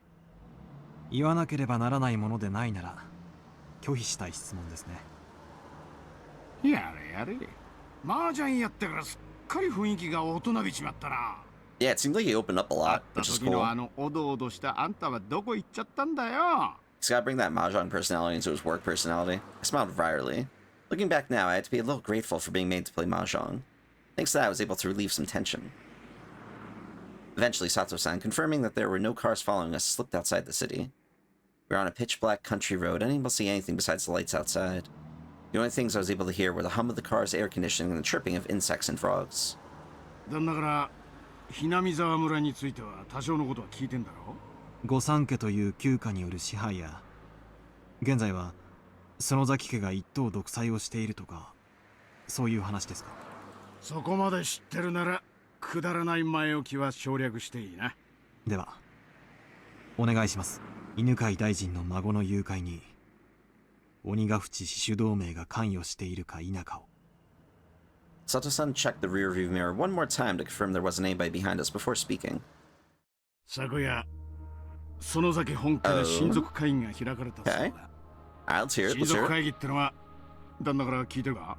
いえ。普通に親族会議って言ったら、まあ親戚が集まってお茶でも飲むようなもんだよな。だが園崎本家の親族会議っていうのはそんなのんびりしたものとはわけが違う。Family council held by Sanozaki main house. That would be a meeting between those who truly control the Hinamizawa village. They wouldn't be talking about private family matters. It'd be about the village as a whole. About organizing activities against the dam project. Among other things. Everything would be decided there. In reality, they were deciding the fate of the village. At the head of the meeting was Oryo Sonozaki. More or less called Empress Sonozaki as the ultimate decision-maker of the clan. She was feared and respected. Infirm with old age, she was often unable to stand on her own, but her words carried enough weight to sway the fate of the village. It seemed that lately she had grown weak, and on days where she wasn't feeling well, remained bedridden. Family councils that occurred while she wasn't feeling well took place with her on the floor. In the middle of a dignified Japanese-style room, still in a futon, only the upper half of her body sitting upright, a stern look on her face. That was Oryo Sonozaki. Sitting next to her was her heir, Mian Sonozaki. She was still young. No, young wasn't the correct word. She was a girl who remained childish. Her role was to merely sit beside Oryo Sonozaki, sometimes responding to her requests. However, she was the only one deemed worthy to succeed Oryo. She had the same hawkish eyes, enough to give pause to anybody who so much as looked at them. Much was expected of her in the future, this granddaughter of the Sonozaki's leader. And also on either side of her sat several other important members of the remaining three families, the Kimiyoshi family and the Furude family. First on the list of the Kimiyoshi family was of course the mayor of Hinamizawa village, Kichiro Kimiyoshi, and lined up beside him were several more of his direct relatives. Opposite to them sat the other of the three families, the Furude family. The Furude family was only one, comprised of a family of a Shinto priest, so the only ones sitting there were said priest, his wife, and their daughter Rika. Rika was doted on by many of the older folks in the village, and it seemed that Oryo was no exception. While the stress from just attending a family council was said to be enough to shorten your lifespan by 3 days, it seemed like Rika was the only one exempt from that. No matter how charged the atmosphere was around her, she paid it no mind, instead humming along as she doodled in a sketchbook. In fact, the night before, lying on her stomach while humming and doodling, she nonchalantly tucked her legs into Orio's futon like it was a kotatsu. Love it. All this was the three families. And all around the room, lined row upon row, were relatives of the Sonozaki family. The only ones who were afforded cushions to sit on were direct relatives. The others were left to sit in the seiza position directly on the tatami mats. With Empress Sonozaki enshrined at their center, they were almost like a giant snake coiled around the room. It was decided that everybody would sit in order of their rank. The number of people from the Sonozaki family was overwhelming. The fact that the Sonozaki family held so many seats at a meeting where everything pertaining to the village was decided made determining where the balance of power was held in three families as clear as day. The number of members in attendance from each of the families directly reflected about how much influence they had in ruling Hinamizawa. その会議で何が話されたんですか? Sato-san, after remaining silent for a while, quietly began to speak. Awkward silence. マスコミ関係に支払ってる謝礼金の額が大きいんじゃないかい? Breaking the long moment of silence was the head of the Komiyoshi family, Kichiro Komiyoshi. The Onagafuchi Guardians wasn't a business. They were nothing more than a private organization pushing for the cancellation of the Hinamizawa Dam project, with no reliable source of income. Fundraising had always been a problem. When they first started operating, they had managed to collect a sizable amount of funds through donations. As the conflict dragged on, that amount was steadily declining. 石を投げるだけが全ての時代じゃないさ。マスコミの力も侮れないのは重々承知しているし、今後もその力を借りたいのは同じさ。The expression of the people related to the Sonozaki family were sullen. As the one who suggested that they should borrow that power was the family head, Oryo Sonozaki. The battle wasn't just about force of arms. In the civilized age, there were civilized methods of fighting. Oryo suggested that, creating a strategy incorporating the mass media. Oryo's foresight was spot on, and the effects of that plan, while at first unclear, slowly began to manifest. The physical confrontation at the construction site was meant to delay progress on the dam by even one day. Then the propaganda war using the media was aimed at attacking the dam project itself. At first, there were those who had doubts about the strategy, but there was nobody who called those results into question. But in order to maintain those media ties, a colossal amount of money was required. As long as the amount of funds they had was abundant, things would turn out fine. It couldn't be argued that it was a massive expense, but the results spoke for themselves. But within the conflict continuing to drag on, the circumstances had changed. The head of the Sonozaki family, no, the one who sat at the pinnacle of the Hinamizawa's three families, Oryo, had suggested the idea herself, so it was already untouchable, and continued to be allowed to drain from the budget. Nobody acknowledged that it should be so allowed, but nobody could say anything. That was the price of dealing with the mass media. True, it is pricey. The only person who could object to a plan proposed by the head of the Sonozaki household herself was probably Mayor Kimiyoshi. Oreo, with a hard-to-define expression on her face, as if she had severed herself from the fetters of mortal emotion, simply listened quietly to Kimiyoshi's words. But really, it was hard to tell if she was quietly listening or didn't even have the intention of listening at all. 機関士の値上げの理解を得るのにも随分苦労したじゃない。一度だけってことで理解を得て、また今年もってわけにはいかないよ。ねえ、古手さん。The mayor looked at the priest and his wife from the Furude family for affirmation. The priest gave a vague expression, avoiding a prompt response. But his wife gave her answer without a second そう thought. ですね。機関士代は特に貧しい家には大きな負担になっています。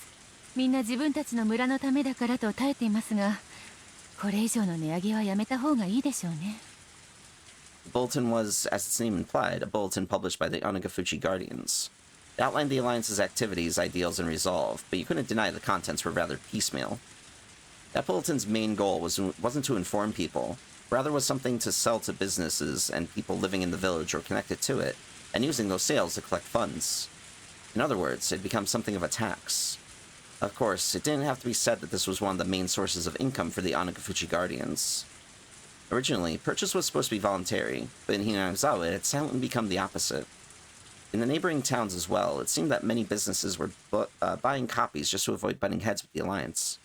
The priest whispered to his wife to not say anything unnecessary, but was struck down to silently with a cold glare. Cowering from that glare, the priest shut his mouth. The priest's wife always held the power in their relationship. That was because she was the one who carried the Furude bloodline. The priest merely married into the family.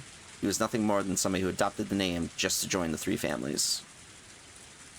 He should have been able to find a spot fairly high up in the hierarchy of things, but a lack of authority in his voice meant that he had still not gained any favor. Casting a backwards glance at her rather disparate parents, Rika continued to doodle whimsically without paying them any mind. Signaled by a look from Oreo, Mian brought her ear closer to her grandmother. There, something was said to her in a quiet voice. After responding with a couple questions, with a nod from Oreo, Mian looked around the room and conveyed her grandmother's words. Kimiyoshi made a face like it just bit into something unpleasant. That expression quickly disappeared like it never happened at all. だけどミオンちゃん、君だって分かってると思うけど、機関士の負担は決して軽いものじゃない。南沢のすべての人間にかかる重みなんだ。あんまり負担をかけすぎれば内部から崩れることだって。内部から崩れるのは誰ですか？どれって。別にそういう意味じゃ。Mian is intense, 最初 dude. に崩れるのは誰かと聞いています。Being cross-examined by a girl who still had fragments of childishness remaining within her, the words stuck in Kimiyoshi's throat as he sunk into silence. Mian repeated her question once more, looking around the crowded room. Everybody refrained, making eye contact to avoid being pierced by her gaze. The words she had spoken were unarguably said in proxy for Oreo. That's why when Mian spoke them, they carried the same weight. But the look in her eyes was different. Like Oreo's, they had a hawkish gaze, strong enough that anybody looking upon them would freeze in their tracks and yield. But that gaze was without question one that belonged to Mian herself. As Mian would eventually inherit everything from Oreo, the day when she would stand up as a young and capable leader in her own right would come. Nobody wanted to believe otherwise for even a minute. That's why nobody even thought of Mian as just some sort of little kid. 君吉さん、機関士の値上げごときでは誰の決意も崩れませんよ。Kimiyoshi, while grumbling a little bit, made a gesture as if to say he had no objection. マスコミ関係への出費は継続とします。その出費がさらに圧迫となるようなら、機関士の値上げもやむを得ない。Mian rendered her judgment. Everybody bowed their heads, silently listening to her 園崎家 words. 当主代行、園崎美音です。我が名において以上決定し、異議はこれを認めず、抵抗ある場合は実力をもって排除します。Damn, that's intense. The formal decree was read aloud, indicating her judgment. There'd be no retrial, but there was a certain authority behind those words that even a courthouse couldn't compare to. If she was a judge, she would have banged her gavel, signaling that the matter was settled. Mian pulled out a large bell from inside her clothes and rang it. Everybody present could only prostrate themselves before the harsh sound of the bell. なんとも大時代的な親族会議ですね。あんたみたいな若いもんにはちょっと信じられないだろうけどね。こういう古い土地にはこんなのが未だ根強く残ってるもんさ。It's exactly as Uishi had said. The old system of 3 families had vanished, and now the Sonozaki family was running things by themselves. On top of that, their rule was borderline despotic. 会議はそれで終わりですか？いや、まだ続く。先を続けるよ。Eventually, after ringing the bell ceased, there was a deafening silence. Within all of that, a lone man shuffled closer to Mian and whispered something in her ear. Mian asked several questions quietly in response. When she was satisfied, she motioned for the man to leave. The man who talked to Mian was a member of a gang that her father was the leader of. That organization had the entire area of Shishibone City under its control, so it was quite well known even here. Of course, this was talking about the criminal underworld, so it's not like it just anybody would know. But just showing a patch with the gang symbol on it was enough to resolve any disputes in the neighborhood. Mian's biological father, to Oreo, was her daughter's husband. The power of that man's gang was a driving force that controlled the dark underbelly of the Onagafuchi Guardians. And so that man, from his position as the next in line to control the 3 families, continued to coerce everyone around him with his unconventional presence. Mian exchanged a look with her father. It was okay for her to tell what she had just heard directly to Oreo. It looked as if she was asking him that question. Father gently but firmly nodded his response. Mian also nodded, and sidled up to Oreo and informed her of something.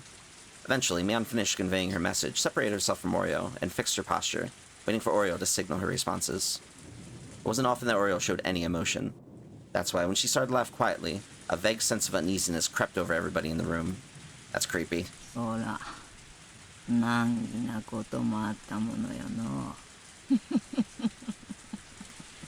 was laughing so happily that Kimiyoshi had to hesitantly ask.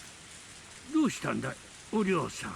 我らにとって土地が母なら、この度のダムの騒ぎは母の命を脅かされる騒ぎっちゅうことだろうな。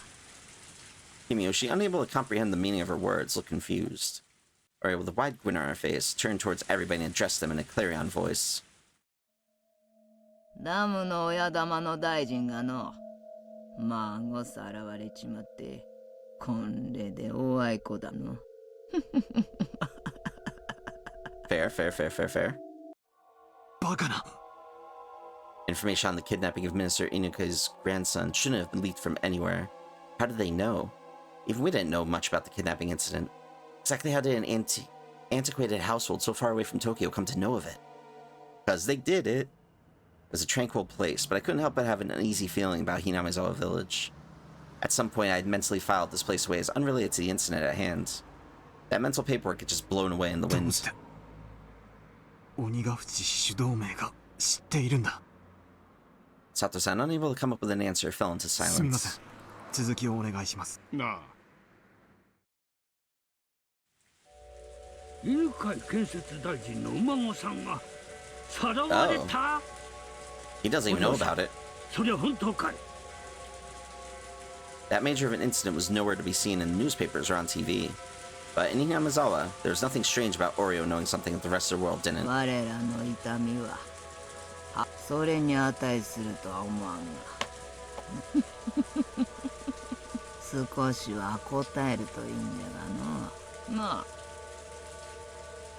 The last question wasn't addressed to anybody in particular. It was as if she was looking for consensus. だが、土地と人様の子供ではわけ隠すのあかまんが、怪我だけはさせたくないもんだよ。こにゃ何の罪もね、大事にしたれな。それはつまり鬼ヶ淵氏主導名が誘拐事件に関与している。Yep. 必ずしもそうとは言えねえな。 At least the Sanzakis were. 当主であるお涼がこれほどまではっきりと誘拐した孫の処遇について指示を出しているのに。兄さん、これはね、園崎家のいつものことなんだよ。いつものこと？それはどういう意味です？ Let's say there was a particular problem, one that wasn't exactly favorable for the Sanzaki family. Oreo shows concern over that particular problem. Hearing that, somebody who attended the family council would be helpful. As a result, Oreo's wish would be granted. However, neither Oreo nor anybody else would know it, who actually did it. With this kind of clever little ploy, the Sanzaki family was able to manipulate events even though they had their hands laid out on the table. Smart. では、親族会議に出席していた誰かが犯人ということですか？あるいはそもそも犯人なんかいない可能性だってあるよな。俺自身、その万座の一同の中に、誘拐犯がいるって確信を持ってるわけじゃない。ただ、自分の意見を述べただけさ。It was an odd and unpleasantly secretive way of doing things. Were they involved or weren't they? I couldn't see beyond the veil. This much, however, I could say with certainty. This kidnapping was an ironclad secret. No matter how high a position somebody was in, even they wouldn't know about it. If there was somebody who would know about it, they would be connected to public safety. In other words, one of us. The only other options were people connected to the case itself. Including the minister, there would be people affected by the incident. Or the people that committed it. In any case, there was no way an old household in a place removed from Tokyo by over 6 hours of highway travel should know about it. Them knowing at all was already strange. My suspicions began to accumulate, like falling snow. 孫の誘拐についてお涼が述べたのはここまでだ。あんたの知りたかったことが含まれてりゃいいんだがな。あとは兄ちゃんの仕事だな。何のお仕事やってるか知らんけど、園崎家を相手にするなら相当の覚悟でやっとけよ。大石の旦那は怖いもの知らずだけどな。あれでも2、3回は襲われてる。最近は来てないけど、一時はオフの時の防塵ベストを着込んでたんだよな。He pissed some people off.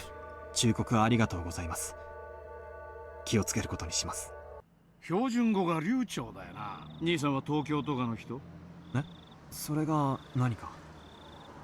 Investigators were always close to danger. It's best not to divulge any information on myself. 兄さんのお仕事だけどさ、ひょっとして警視庁の公安部の人ってことある？ Oh? I couldn't remain silent here. It'd be the same thing as admitting it. まさか。こっから旦那からもらった金の範囲には入らないんだが、兄さんとは今日宅を囲んだ仲間だからな。サービスってことで話してやるよ。Oh, that's お寮 nice. から誘拐の話が出た後、もう Another 一つの topic 話題が that 出た。 Oreo brought up. And right before he told me this, Sato-san asked if I was from the Metropolitan Public Safety. Oh, do they know that he's up there? In other words, what those two things meant caused a chill to run up my spine. そんででな、大臣の孫サラッターノを調べるために東京からはるばる公安の捜査官が派遣されてくるっちゅう話だ。公安の捜査官？大臣の孫の誘拐な、警視庁の公安部が独自で調べとるっちゅう話だ。はっ、大行なこったの。どうした？ Rika, who had been drawn the entire time and was completely uninterested in conversation up until now, looked at Oreo with an interested face as soon as the topic of public safety came up. 警視庁が来たのですか？リカちゃまは警視庁も知ってなさるんかい。偉いの。誰が来たのですか？公安のどんなやつが来よったんか。誰ぞわかるやつはおらんかいな。 Mion's father raised his hand slightly. 新米の若造が一人と聞き及んでおります。 Way to describe him. 新米？ほかほかなのですか？ My God. ええ、はい、新米とか。 Mion's father smiled wryly as he answered Rika's ほか question. ほかのふかふか。 And tasty, oh my God. ほかほかのふかふか。 Rika smiled with interest. Why did Rika suddenly act interested only when it came on this topic? That was a question apparently nobody had the answer リ to. カちゃまはその男のこと何か知っているのかな？ Oh, she got serious 知らない face. のですよ。 After a rather flat reply, Rika buried herself underneath Oreo's futon again. When she buried herself there, Rika no longer started drawing again. Instead, she was making an expression like she was deep in contemplation. Mion's father posed the question. He had the type of uncouth expression on his face indicating that, given the order, he could snuff the problem out at any time. はるばるHinamizawaまで来よった。しばらくはのんびりさせてやるのもよかろう。泳がせろということでしょうか。 Mion's father asked in response. Rika smiled thinly as she responded. ほっといたれな。が、あんまりおいたが過ぎるようやった。そん時は遠慮せんとな。なめられるのはすっきゃせんね。なんて話があったそうだ。まさかあんた、その警視庁の新米じゃないよな。まさか。The sensation of cold, bristling fear began to crawl its way up my back. This family council took place last night. In other words, yesterday. Then today, when I was dressed up as a tourist headed towards Hinamizawa, oh, that's right. Yeah, I kept thinking that was after he did his little tour. So they might have known. I remember the first person I met when I got to the bus stop. I couldn't breathe. The person at the family council who expressed interest in the man being dispatched from Metropolitan Police, Rika Furude. And then the person who was waiting for me the whole time in the bus shelter, Rika Furude. It was an unthinkable image. No, it was a delusion. When we met at that bus shelter, did Rika-chan already know my true identity? Did she know that I was Akasaka, dispatched from the Metropolitan Police Department, and come to meet me? Then, including Meriki Miyoshi, every villager that I met, everybody knew but just pretended not to. Because Oreo had given instructions not to interfere. Think about it logically. It didn't seem possible. I met quite a number of people. If there are people that are good at acting, then there's people who are bad at hiding things. If there was that many people, then there should have been somebody among them who knew I was from public safety and couldn't hide their hostility. However, I didn't feel any presence like that. Then even still, why did Oreo tell them to leave me alone? Was it because if they were careless about it, it would only raise more suspicion? Or was it because they believed a rookie like me wouldn't be able to find anything? Akasaka is a coward. I recall that strange voice, which could only make me believe that Rika-chan had been possessed. That unknown entity, no matter how you looked at it, knew my true identity from the get-go. And then, how did it warn me again? That's right. It warned me to hurry up and go back to Tokyo. Instead of the realistic worry that the Onagafuchi Guardians had discovered my identity, the absurd worry brought on by the unknown girl stuck with me more. What exactly was that girl? What was the thing I would eventually regret? That mysterious girl, Rika Furude. Let's stop this. Everything I was thinking of right now was merely conjecture. Tomorrow, first thing in the morning, I'll report everything I heard right now to HQ and await further orders. There's no mistaking that the possibility Onagafuchi Guardians were related to this case was there. And that the fact that my cover was blown meant I was in a precarious position. As everybody at HQ was already extremely busy, they might not be able to spare the support. もういいかい？よければ好きなところまで送るよ。あ、すみません。では、お会いした元の駅までお願いします。A rural road where even a streetlight was rare. I couldn't see anything. I wasn't aware of anything but the asphalt that was lit up by the headlights. Outside of that light, was it simply darkness? Or was there something lurking there, waiting to strike? I had to think I drew the short straw here. I want to go back to Tokyo. For some reason, the voice of the girl warning me to go back to Tokyo still lingered in my head.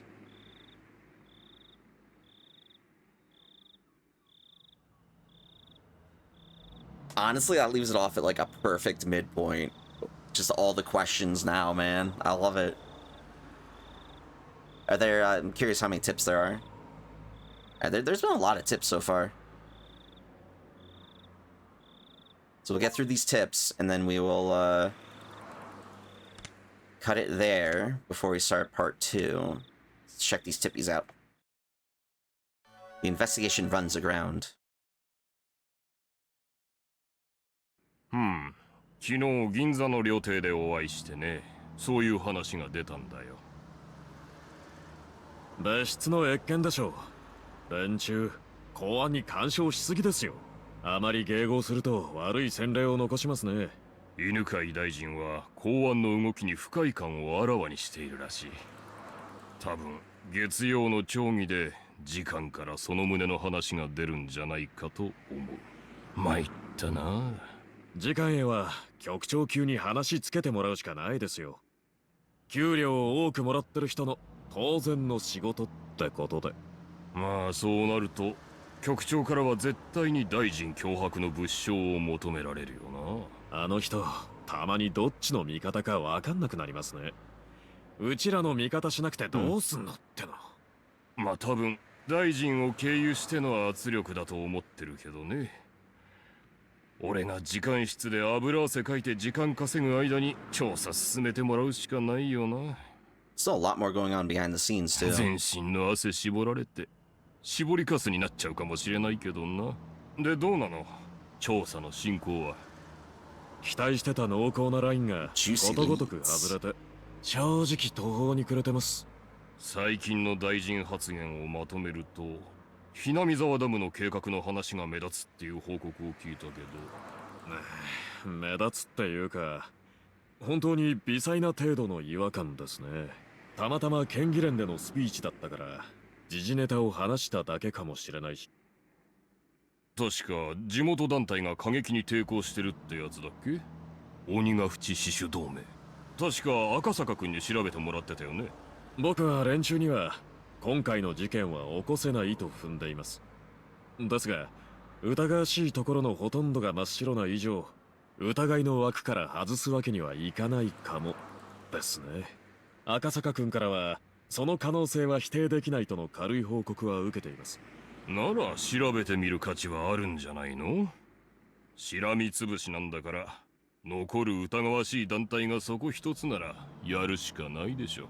まあ調べる団体はそこだけじゃないんですがね。鬼ヶ淵と同じ程度のレベルで疑わしい団体になるともう相当の数になりますよ。人手も時間も残業代も全然足りません。赤坂君からさ、もうちょっと詳しく聞いてみてよ。俺はちょっと要注意に感じるけどな、その死守同盟。彼、村人とうまく接触できたって連絡してきました。現地の警察とも連携できてるみたいですね。赤坂君との連絡密にしてください。それで彼からの情報が引っかかるようであれば増援を送ることもありということで。わかりすいません、片岡市長。局長からお電話です。こっちに回しますか？ああ、いい、そっち行きます。もしもし That where it ends? Yeah. Interesting. There's a lot going on at the department where... What's in the box? Oh, what's this? I don't like whenever people ask what's in the box. Do you believe that there are choices in life?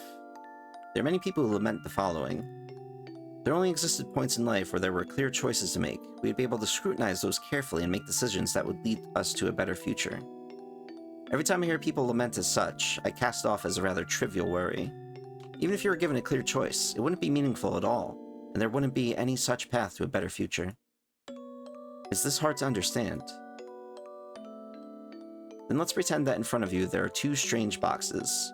In other words, you have two clear choices. Do you open the red box or the blue box? A lot of things would be uncertain even with that choice, wouldn't they? If you don't have the option of opening neither, then your choice boils down to the natural impulse of opening the box that holds a better result for you. Then, after examining the shape and features of each, and pondering a great many things, you have to pick either the red or the blue. If this was you, which box would you open? I'd probably grab the red one, honestly, because red's just usually my jam. Even though red is usually a more, aggressive color, so it might be worse off, but also, the blue one could also be worse in, trying to hide that it's the more intense one. There's a lot there. I'm curious what you all think. And answer that question in the comments, too. Red or blue? If you were to go by their traditional meanings, then red would be a dangerous, threatening color. However, that doesn't automatically mean that it would be calm and relaxing inside the blue box either. See? Ha! I think things. In fact, it might even be that colors are a trap, make you wary of the red box and have you open the blue. A trap.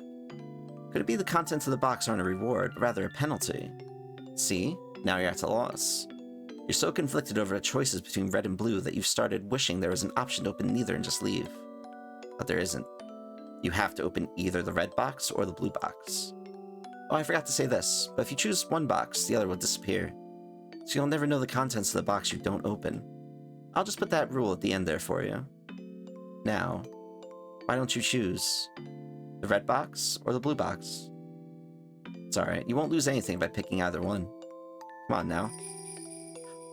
I have the option?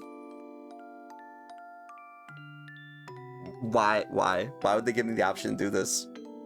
Alright, we're opening the red box. I discussed it earlier. We're opening the red box. Have you thought about it? In the end, you chose this color, didn't you? As soon as you chose, the other box disappeared. So you can give up on the contents of that one, okay? That's the rule. Now, open up the box you chose. Inside the box, there was a piece of caramel. I know you're a little disappointed. Not really, dude. Nothing bad, and I got a snack out of it? Hell yeah. Well, that's only natural.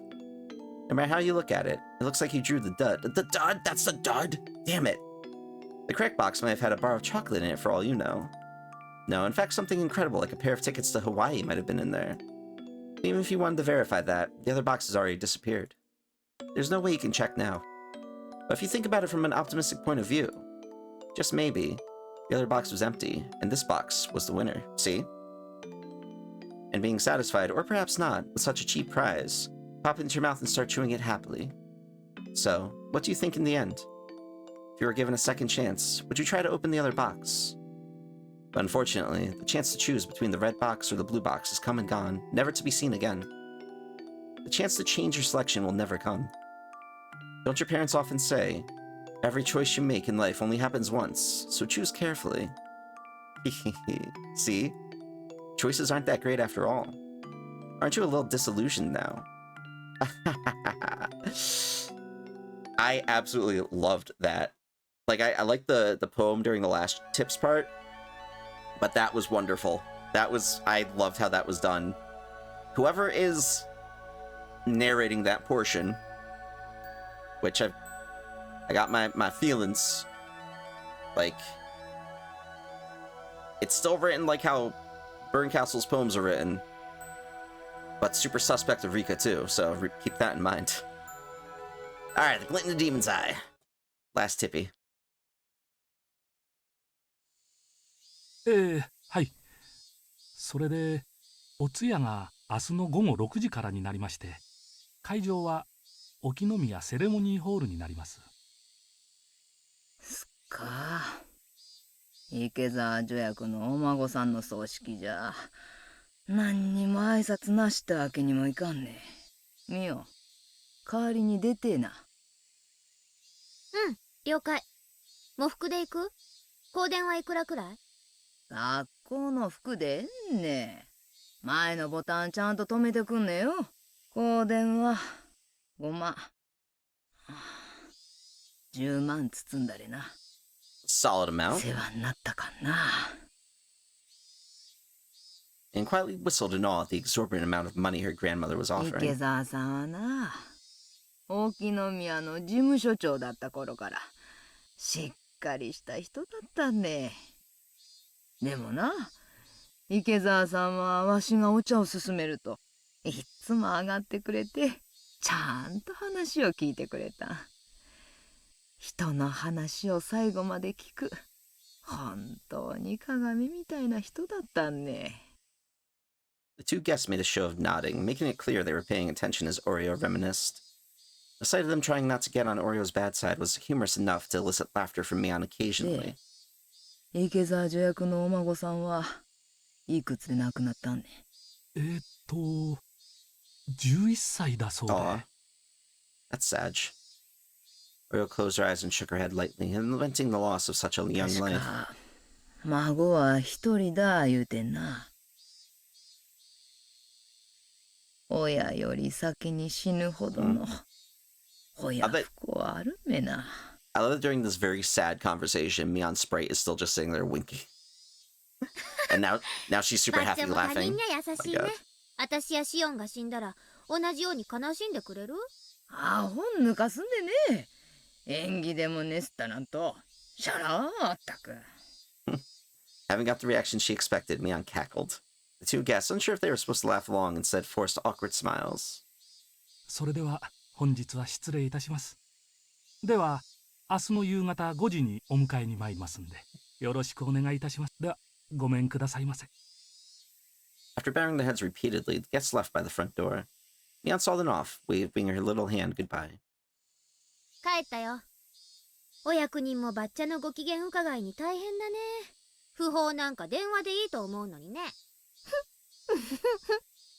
Well, it was true that Oreo Sonozaki was a central person for both her relatives and the residents of Hinamizawa village as a whole. As a voting bloc, they numbered in the several thousands. It wasn't hard to imagine the mayor would try to pander to her. Unlike Mion, however, Oreo was looking up longingly at the sky from the veranda. どうしたの？もうろくした？ Are you going senile? I love it. 誰のお孫さんであろうと気の毒だのう思ったんよ。Saying that, she let out a deep sigh. Mion was let down, as normally her grandmother would have scolded her for her attitude. みよ、俺、例の大臣の孫。さらわれてからどのくらいになる？ Going on 4 days, I think, right? 4日かな。Oreo let out another deep sigh. 旧敵の孫とはいえ、気の毒だな。そう。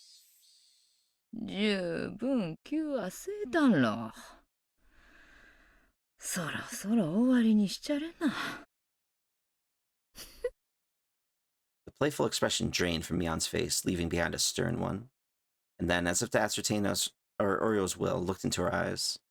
Oreo, expressing her attention with only those eyes, looked back into お Mion's. 茶が欲しんで頼んでな。さっきのチョコレートも食べといね。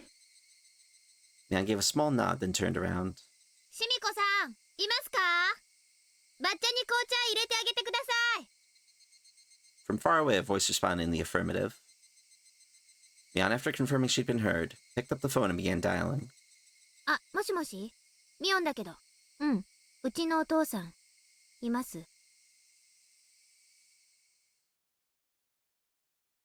Okay, so I guess they're already working on, like, giving the grandkid back.